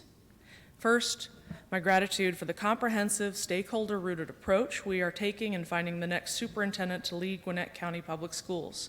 Our school board has worked together across diverse backgrounds and viewpoints to make this a process worthy of our students. Second, for the Gwinnett County Association of Educators board decision to donate $1,200 to food banks in Gwinnett County. Strong schools start with strong communities, and I'm proud that we are doing our part for our community. Third, and most relevant, the night after Education Support Professionals Day, I want to express my gratitude for our ESPs in Gwinnett County Public Schools. Our ESPs are the glue that holds our school system together. They are paraprofessionals helping kids access instruction, bus drivers and monitors getting them to and from school in one piece, custodians keeping schools clean, and many others. In particular, I'd like to recognize our nutrition staff. You are on the front lines between children and hunger. You monitor lines to keep children safe from food allergies. You keep food out of the temperature danger zone. You clean and prep equipment every day to deliver high-quality, nutritious meals. Your work nourishes our students' bodies to make their minds fit and ready for learning. And like all of our ESPs, you deserve a living wage and a chosen witness during disciplinary proceedings. As we move forward into this season of Thanksgiving, which is customary to celebrate with a feast, let's reflect as a community on the impact of our school system being the largest employer in Gwinnett County. Strong schools start with strong communities. People employed by this district, as well as their own students whom they send to school, are part of this community. Let's all do our part to make sure there's enough food on the table for everyone in Gwinnett County. Thank you. Thank you. Next up, Misty Head, followed by Frankie Lane. Good evening, Chairwoman Simmons, board members, and Dr. Taylor. My name is Misty Head, and I am a resident and taxpayer in District 1 and an educator with 26 years of experience serving Title I schools. I stand before you tonight respected by my peers, but deeply concerned for our students. I am here to address the illiteracy crisis in our elementary schools. The National Literacy Institute warns that 64% of our nation's fourth graders do not read proficiently. But we don't need to look at national data to see the problem. The 2025 Georgia Milestones data shows that in GCPS, only 39% of third graders were proficient or distinguished. I know this contradicts data presented to the board in August, which highlighted specific subgroups, but the reality is that 61% of our third graders are not meeting the standard. The root of this problem is the rigidity of the mandated EL education literacy curriculum. I have gathered statements from educators and parents across the district who fear speaking out. Their feedback is heartbreaking. They describe a curriculum that is robotic, disconnected, and unrealistic. One teacher shared, quote, "I watched my teachers cry every day because the lessons are so massive." Another stated, quote, "I left Gwinnett this year because I did not want my daughter to learn through EL." There are 3 critical failures occurring in our classrooms right now. First, the pacing is impossible. Teachers are often given a 60-minute block to complete lessons that the curriculum designers suggest take up to 135 minutes. We are forced to rush, leaving students behind. Second, the assumption of skills. The curriculum assumes kindergartners arrive ready to write, skipping foundational instruction. As one teacher who is also a parent of a kindergartner expressed to me, they can't write their names because we aren't allowed to work on it. Third, the loss of joy. Rigid scripts have replaced the teachable moment. We're seeing students who used to love stories now hate reading and writing because the material is boring and repetitive. Teachers feel like they are spinning plates while riding on a unicycle. We are told to teach with fidelity to a script rather than fidelity to the child sitting in front of us. The solution is teacher autonomy. We are asking for the flexibility to adapt lessons to meet the students where they are. We need the authority to bring back explicit writing instruction and phonics. We need to stop acting like robots and start acting like the highly qualified professionals we are. If we stay shackled to the script, that 39% proficiency rate will not change. Please give us the power to fix this. Thank you. Next up, Frankie Lane.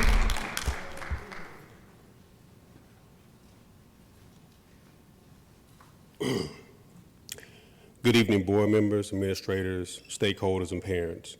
I'm here this evening to express some sentiments on behalf of my family, fellow neighbors, and children who reside in Central Park, located in Loganville, Georgia.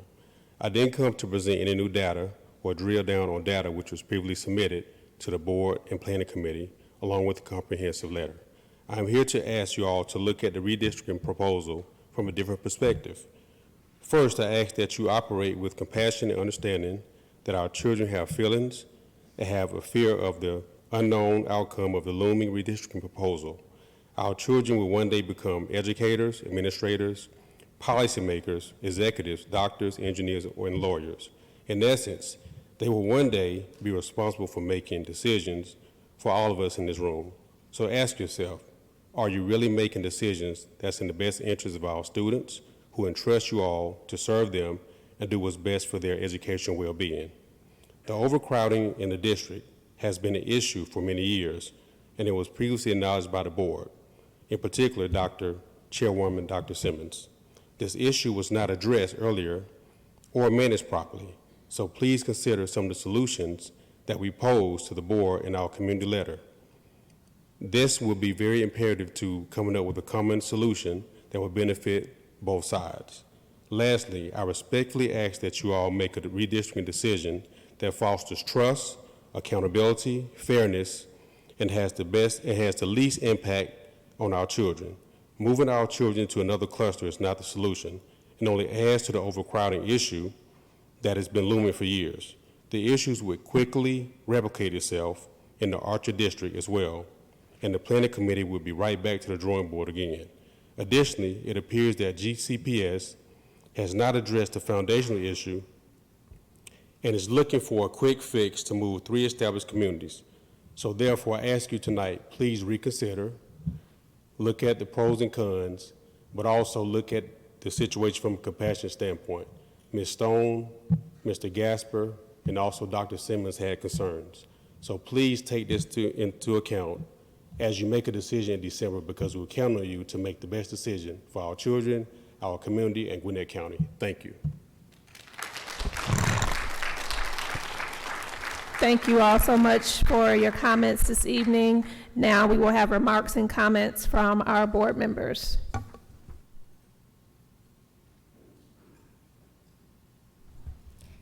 Thank you, Chair Dr. Simmons. And I just want to thank everyone for coming out tonight, taking your time out of your busy schedule, some of you who spoke, and just really appreciate your support of the work that we're doing and you making your voices heard. And speaking of making your voices heard, I want to thank everyone who made it out to the polls to vote on East Blast. For those of you who may not know, it passed earlier this month. So thank you so much. Tonight I am wearing Fort Daniel Elementary School shirt. I had the opportunity, since our last board meeting, to attend their school council meeting. This is an opportunity designed specifically for school board members to engage with the school community, learn about all the amazing things that the school is doing. Fort Daniel Elementary is located in the Mill Creek cluster. It is the only District 1 school in the Mill Creek cluster. And I just want to give some highlights of the meeting. They are doing some incredible things. They are implementing reading and math interventions. They are, in my opinion, an outlier. They're 3rd through 5th grade EOGs. 82% of their students are demonstrating proficiency or mastery in the area of English language arts, and 92.7% of their students are demonstrating proficiency or distinguished on the milestones in math. They're students with disabilities that have a strong special education and ESOL services and supports. I want to highlight their Beta Club, who were responsible for distributing 828 meals via the Million Meal Mobile Pack. Their Lego League met with archaeologists and searched for artifacts, which is a great opportunity for our young students. Their running club participated in the 5K bookmobile, and because of East Bloss, they were able to replace a 30-year-old cabinet. And at our last board meeting, we voted to this board to modify their HVAC and roof replacements. One thing that I was thoroughly impressed with their PTA, the parent-teacher, they are supporting teachers with duty-free lunches. And that deserves a round of applause in the way in which they support their teachers in the building. And they also built a memorial for a student who we unfortunately lost. And so after the meeting, very productive meeting, I had the opportunity to tour or visit some classrooms. It's my second time back. And I just want to commend the educators on high quality, flexible teaching strategies. Every classroom I entered, teachers were teaching the exact same lesson, but in very different ways to meet the needs of their students. So I just want to highlight Fort Daniel Elementary. Keep up the great work. I'm so proud of you. I also had an opportunity to attend the Family Advisory Council meeting at New Mercies Christian Church in Lilburn. I think the location for our next meeting has been released, if I'm not mistaken, in Lawrenceville. So mark your calendars for January 6th. As I mentioned earlier, our policy committee closed out the language policy, a policy to support our multilingual learners, the first of its kind, and I'm very proud and appreciative of the work of the committee. I also had an opportunity to visit the INC, and it was just really incredible just to see the supports that not only children are provided, but also their families, and then also providing supports for special education in the IEP meetings and those translation services. The thing that impressed me the most is the experts in the building, including Miss, hopefully I don't mispronounce her name, Miss Aponte, who was awarded the GLES K-12 Education Leadership Award earlier today. And just the wealth of knowledge of the staff and serving our students so that when they come to the INC, they are ready to enter our GCPS schools the next day. I also had an opportunity to attend a redistricting public hearing. For many of you all know, there is a new middle school opening, the Mary Kay Murphy Middle School, which is resulting in some rezoning. And our next hearing is at our December board meeting, so please make plans to attend. It is our second public hearing, and it's to my knowledge it will be the final public hearing. And last but not least, I want to highlight Norton Elementary. I also had an opportunity to attend an RBES briefing. And I just want Dr. Gaston to know, and the staff, that I see you and your grace, your strength, your hard work is not going unnoticed. And last but not least, I just want to thank again everyone who came out today, and I hope you all have a wonderful holiday season.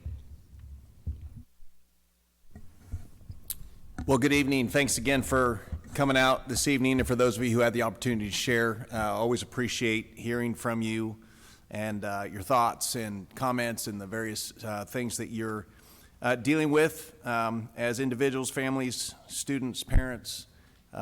We appreciate you taking the time.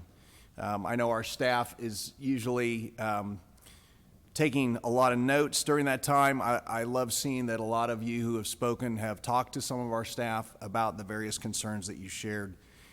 So we take every one of those comments as important, and we want you to know you're heard. This last month, I've had a number of great opportunities to see the work of GCPS. Got to attend the early childhood learning unveiling of their latest data. This was a program that got started several years ago. Kim Holland is the head of it. She does an executive director. She does an incredible job. We saw, again, more kindergartners coming into school ready to learn based upon the measurements. And so her work of early childhood from birth to 5, working with our schools, our hospitals, our libraries, and everyone to get out the word about what can be done by parents and families to help these early learners is making a difference. And so our kids are coming in more prepared. the more prepared we have them at age 5, the better they're going to do as they go through the system. Then I went from there to birthday lunch every Friday at Discovery High School. They celebrate birthdays and make a big deal out of the kids that have a birthday during the month, and it was special, especially special because it was Halloween, and so got to see these kids dressed up in costumes. It was a lot of fun, and just to see the joy and the happiness, the belonging that's taking place. Discovery is doing a great job and showing some great progress. Early last week, I got to be principal for a day at Oakland Meadow. Oakland Meadow is one of our specialty schools, and it deals with our K through 5 most severely behavioral or disadvantaged kids. And it was another example, a poignant reminder to me of the heart of Gwinnett, to see the staff and to see the work, the hard work that they do. I was there just for a day. They come day in and day out. If you're called to that and you find your way to Oakland Meadow, it's very likely you're going to retire there. And I can't tell you how amazed and impressed I was with the work that they do with the least of our kids.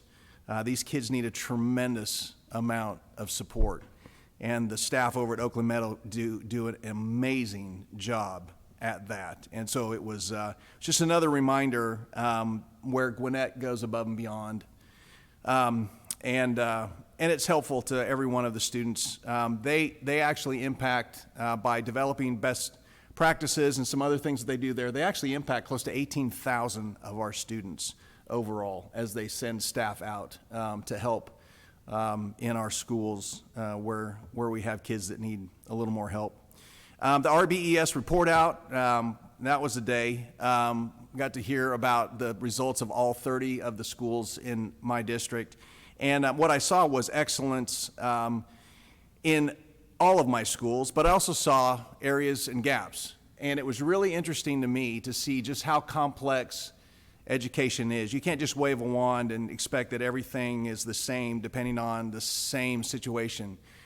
You can see the same demographics and different results. You can see different demographics and the same results. It's amazing to see the complexity, and a lot of that is due to situations beyond our control, but then also situations that we can control. And what was exciting to me is to listen to my cluster superintendents talk about the conversations they're having with their principals to close those gaps and to make the difference, and just how complex it is to get every segment operating at a high level. But we're committed to it, and I see the work being done. East Blost, it was great to see that pass. As we talked about the impact before the vote of what it might have if it didn't, it was great to see our community come together and again support our facilities for our students. And so we'll be able to do some great things, but really, in a nutshell, maintain the greatness of our facilities over the next 5 years. The other thing I want to highlight is today was our meeting with our Teacher Advisory Council members. So got to meet with representatives from all of my schools, and we got to hear about things they're proud of, things that they love about the district, things that we need to improve on. And what's really, I think, strategic is in the last couple of years, we've moved this to November. It used to be in March. March is towards the end of our budget season. November is the beginning of our budget season. And so this is our way to say to our staff that are on the front lines, and they bring in comments from all the people that they work with. And it's one of my favorite work sessions because I get to hear directly from them. And it was very exciting. I loved what I heard today. There's a lot of notes taken for Dr. Taylor and his staff to look at and compile and see where we can help. But the beauty of it is it happens at the beginning of our budget season, so we can actually look at what we can do as a district to make a difference in the lives of our super important teachers. And then lastly, let me just say happy Thanksgiving to everyone. We'll be back again to do this again, but tomorrow morning we got Principal for a Day breakfast, which is always great, where over 100 of our business leaders have spent a day in our schools and get to see the great work that we're doing. So as always, I'm thankful for our community. I'm thankful for our staff. I'm thankful for Gwinnett. We've lived here for almost 28 years, and it's been a great place to raise a family and to be a part of this community, and wouldn't want to be anywhere else. Thanks. Yeah, thank you to my fellow colleagues for your wonderful comments, and I too will echo Mr. Knutsen's comments about our, we really did have a busy afternoon, and for me the highlight was meeting with our Teacher Advisory Council, and I think the one thing that our district really has gotten really good at over the past, at least as long as I've been on the board, the last 11 months, is listening to the voices of all of our folks involved with our schools, from not only our teachers who we got to spend time with as board members today, but you, our community, and our not only our residents, but our students, our business community. So it was just wonderful to hear their feedback. It was special today because they also got to look at our MLL policy and give us feedback on the policy, in addition to any other items of business that was on their mind. And like Mr. Knutsen said, doing it at this time of the season of the year, right before our budgeting process begins, it gives us a chance to hear from them what's important and where we may need to rethink about budgeting our funds to better support our teachers who are on the front lines every day, who need the resources the most and who will benefit mostly from the resources. So it is just another chance for us to hear from another segment of those that are truly important to us, that have the biggest impact on what we do great at GCPS. So that was just a big part of our afternoon. It was so special to me to be in that room, to sit with the teachers from my cluster, to have that chance to listen to them and to hear what they had to say. Over the past couple weeks too, I had a chance to sit in several community breakfast events, and this, again, just an extension of listening to the community and hearing from parents and what's important to them. And from an event last week to the most recently this morning at North Gwinnett High School, which filled the cafeteria, and it included choral events and music and dancing and food prepared by the culinary students. Just great. I mean, this job carries with it so many responsibilities and a lot of heavy lifting and a lot of workings behind the scenes. But then when you get out to the schools, you realize all of it is so worth it. And what you do is you get to see it all in action, and sitting there behind the scenes and then out in front of the students and the teachers, and then getting to say a few words and how important that is to be present is so important of all of what we do on the board is being present. So these are just activities that really are an extension of all the work that we do here in this room, in this building, out in the community. With Thanksgiving next week, we have so much to give thanks for. Thanks for all the folks in this room. Thanks for our governance team. Thanks for how we work together, how we agree to disagree a lot of times. Thanks to our teams behind the scenes that work tirelessly for many hours to prepare all the work that is presented on a long day like this. Thanks to our community who came out in force, like Ms. Stone said, to vote, which far exceeded our projections to vote for East Blost. However, I want to keep in mind that there was the other side of that vote, that 30.5% that still was a hard no on East Blost, although it wasn't the largest vote in the East Blost history. That was won at 2011 with 40% of the no vote. So we have to keep in mind that there is that loud voice out there that wants to hold the board accountable for how we spend our money, and that's something that we're going to do. And we're open to the premise of listening to our community. I think this governance team has done a great job. Our superintendent's done a great job of being transparent of where the capital funds are being spent. The website will continue to be updated with where the money is going to go. So please continue to check up on that. Our capital fund and capital expenditures on our website of where our capital funds are going to be distributed throughout the district, throughout the clusters, and these are conversations we want to have ongoing. So again, hope you all have a wonderful Thanksgiving. Please enjoy the time off, spend it with your family, and to my good friend, if you're listening out there, happy birthday, Steve.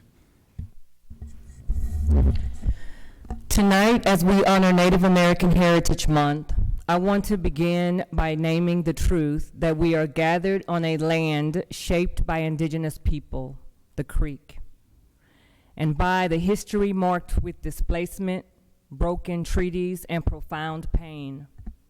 This month, for some people, is a reminder that families have been torn apart on this soil before, and that we carry a responsibility to do better, to protect one another, to honor the dignity of every community that we call home, Gwinnett. Right now, many of our immigrant families are living with fear around the possible ICE activity. And that fear does not stay outside of their homes, it walks in the classrooms. In our teacher advisory conversation today, teachers shared the impact of this on attendance rates and mental health. Many of our students are wondering how they will be safe and if their families will be home when they get back from school.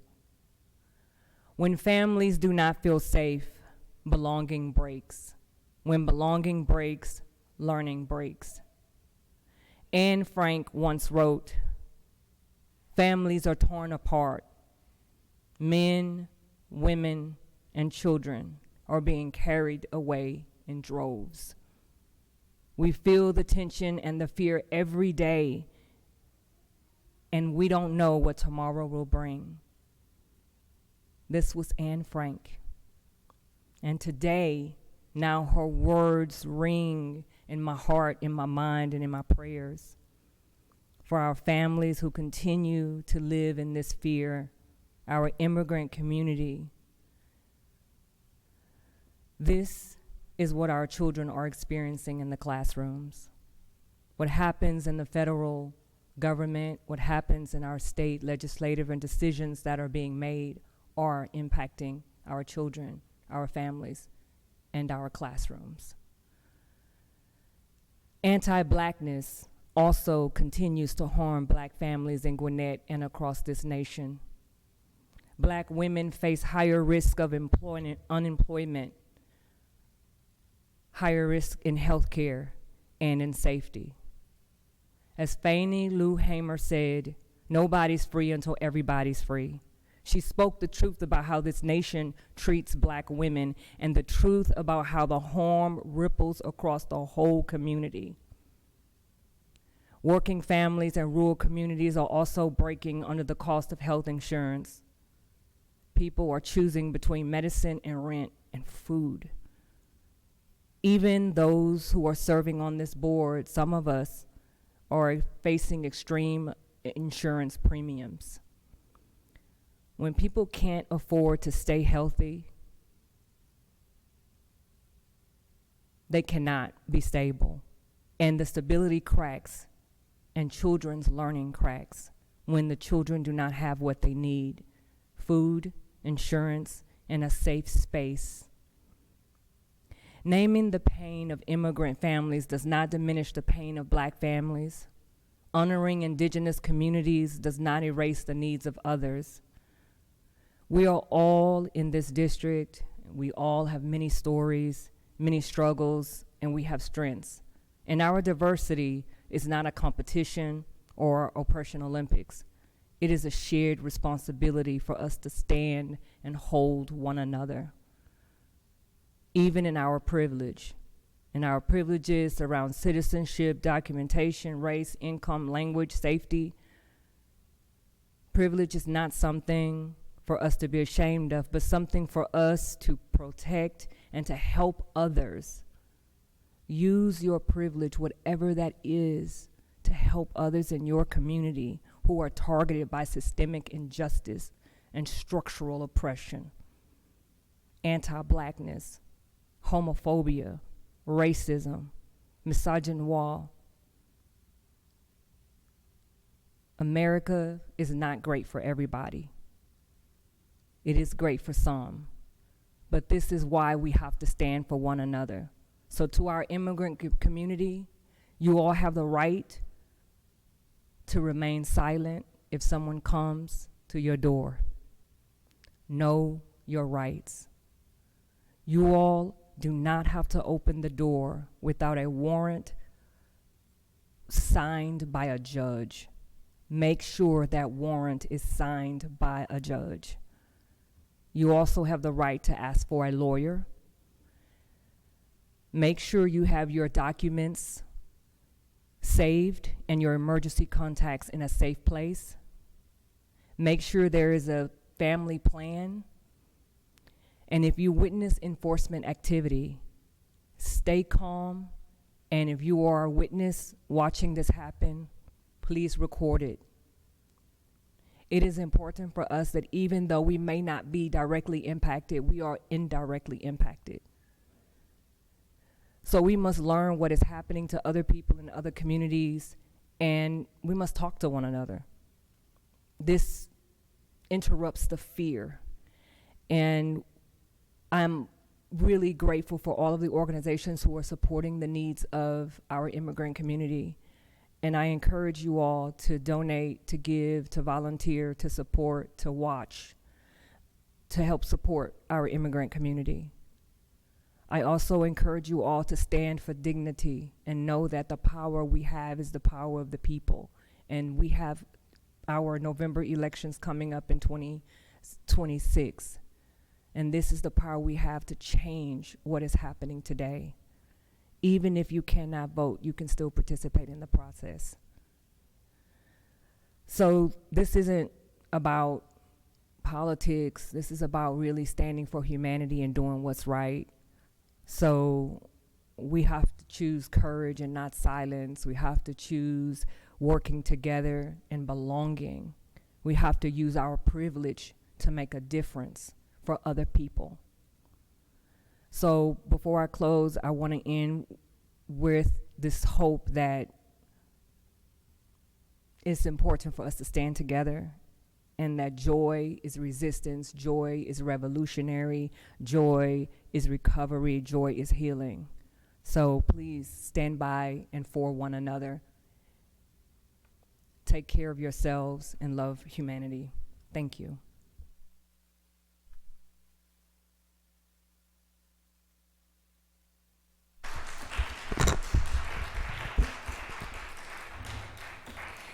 Thank you all for coming out this evening, and to my fellow board members for their comments. I do want to, in the spirit of giving thanks this month, again, just thank our constituents, our voters, for showing up for our students at the polls this month. I also want to thank our school system and the Alma Advisory Group for where we are in our superintendent search. We had a special call meeting last week where we received the analysis of stakeholder input as it pertains to what characteristics and qualities we look for in our next leader. That information was extremely informative and is helping us to draft a job posting. So the search is coming along as planned. We've received a draft job posting. The board has received a draft. The Alma team is looking for us to provide feedback by Monday. If you didn't see your email, the announcement's coming now. They are looking for board feedback by Monday. So we are working steadily toward getting that posting publicized so that we can begin the recruitment process and be well on our way in terms of looking for our next superintendent for Gwinnett County Public Schools. So I just wanted to thank the staff for working so diligently with us, and for the Alma Advisory team for just being experts in leading the work, and for the entire board for just showing appreciation for the Alma Advisory Group and trusting them with this process. Thank you. I do want to also express gratitude for our teacher councils that met with us today. This is one of my favorite times of year as a board member, when we get to hear from teachers directly around what's working well, where there may be some challenges, and how we should spend our money, quite frankly. And I appreciate that they're giving us that feedback before budget season. Just a couple of themes that arose out of those meetings was the desire for common planning time. It appears to be inconsistent from site to site. Anyone that's a teacher knows how valuable it is to have common planning time. So I wanted to upraise that because it was a common theme that came out of the meeting today. And not just for homeroom teachers, but for our teachers of the fine arts and of music and all the things that they're teaching. They also very much benefit from having common and vertical planning time. Interestingly enough, Chromebooks was a topic in that there's now a desire to not use it so much, right? It's getting to a point where it appears that students are not able to just socialize and talk and actually write because they're on those Chromebooks. So I just thought that was interesting to hear that there's this desire, particularly in math, where teachers are wanting textbooks and for students to actually write and for everything not to be so digitally driven in the classrooms. There's mention around COVID and how students are still struggling with content that they missed during COVID. And this really connects to, we heard from a couple of constituents around the reading crisis, and I call it a crisis. It's a crisis. It's a crisis nationally, it's a crisis in Gwinnett. It didn't just happen this year. This occurred over a period of time, and it's something that we need to wrap our heads around and start the social improvement around. But there was quite a bit of feedback around students having gaps that are not being filled for a number of reasons. And one of those is around this idea of not having enough time to fill the gaps, feeling rushed with the new curriculum. And so I wanted to make sure I uplifted that ideal as well. One of the teachers said specifically that students at her school said, "You guys are forgetting about us. You're forgetting us. I'm in your 8th grade class, but I don't know how to multiply because I missed that during COVID. And there's no opportunity now to learn that in 8th grade." The students are expressing that. And we say we lead with student-centered, ambitions. And so we have to remember our students. We have to take the time to think through how we can provide remediation and not just push our students forward, and not just graduate them and they don't know how to read. Very passionate about that. And one of the reasons I'm looking forward to, again, the superintendent search as we progress. I'd be remiss if I didn't mention pay. And again, this has happened and was expressed last year around the disparity between what our paraprofessionals make and our certified staff, our classified staff and our certified staff. And someone even mentioned with the staff that are manning the evolve detectors, that classified staff's getting a separate pay rate than certified staff.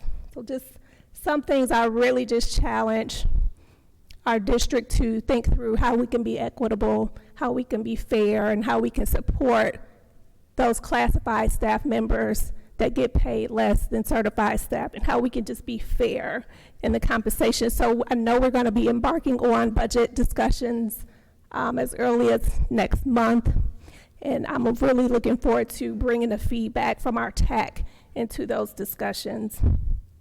The last thing I'd like to share is the fact that we have a redistricting problem. It is true. We haven't addressed it.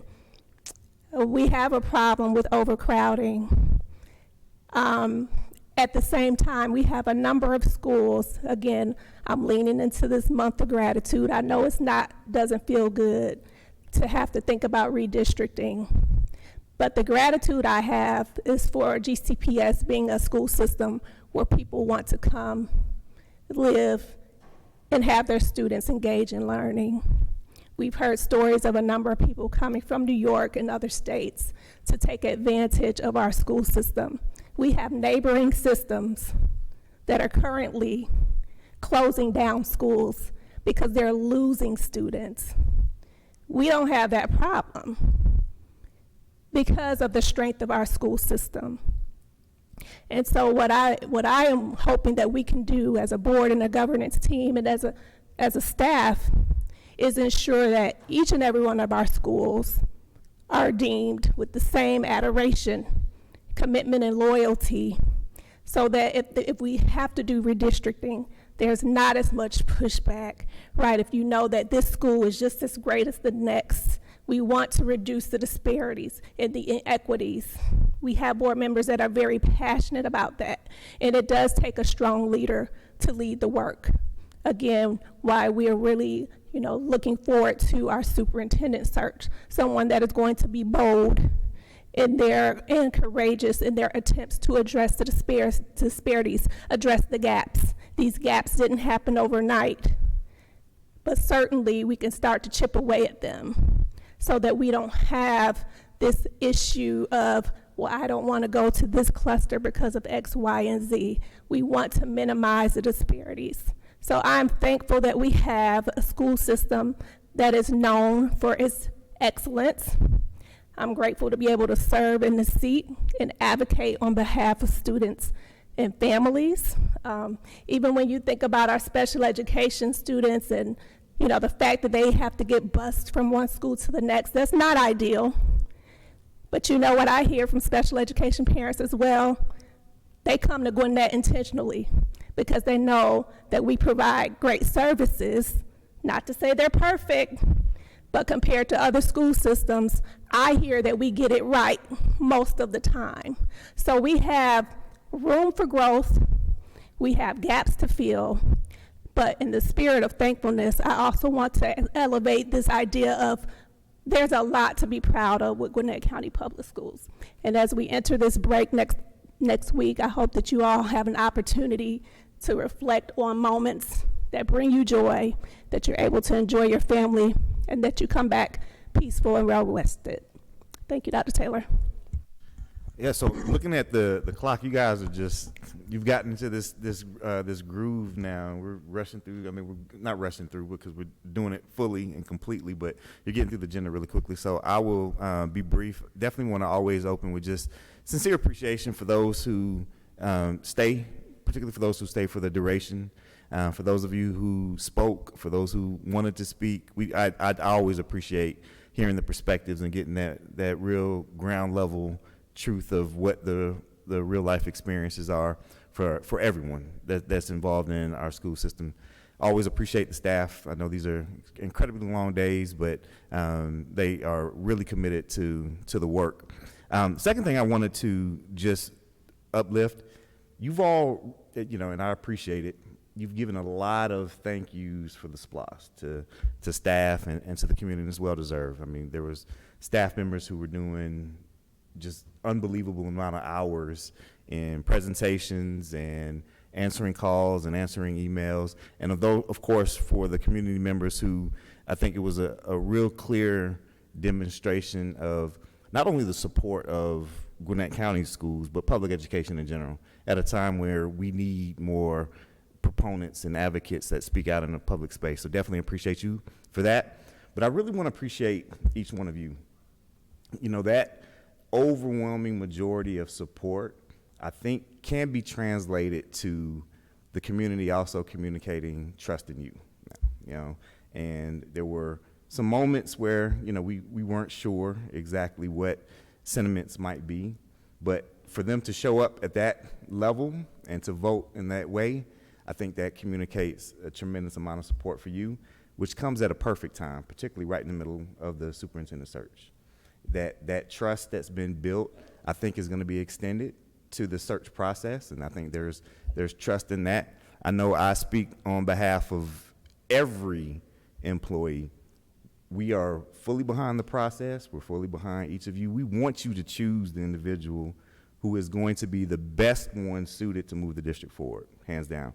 And we are fully in support of that process. We're fully, in support of you, and we definitely appreciate the time and attention that you're putting into this process. And I know I can speak very easily on behalf of the entire staff for that. The final piece, of course, with next week, for those who celebrate, happy Thanksgiving. For those who don't, I hope that this opportunity does provide you a chance to connect with family, friends, and or just rest. There's a lot of work ahead, and the final couple weeks of a semester are just as hectic and just as cram-packed, so we definitely want to make sure that staff in particular do their due diligence to decompress and get ready for this final lap for this semester. So with that, If there is no other business, I need a motion to adjourn this meeting. I make a motion to adjourn our meeting. I have a motion by Dr. Therese. Is there a second? Second. The motion is seconded by Ms. Stone. Is there any discussion? All in favor say aye. Aye. All opposed say no. It is unanimous. Thank you for attending tonight's board meeting.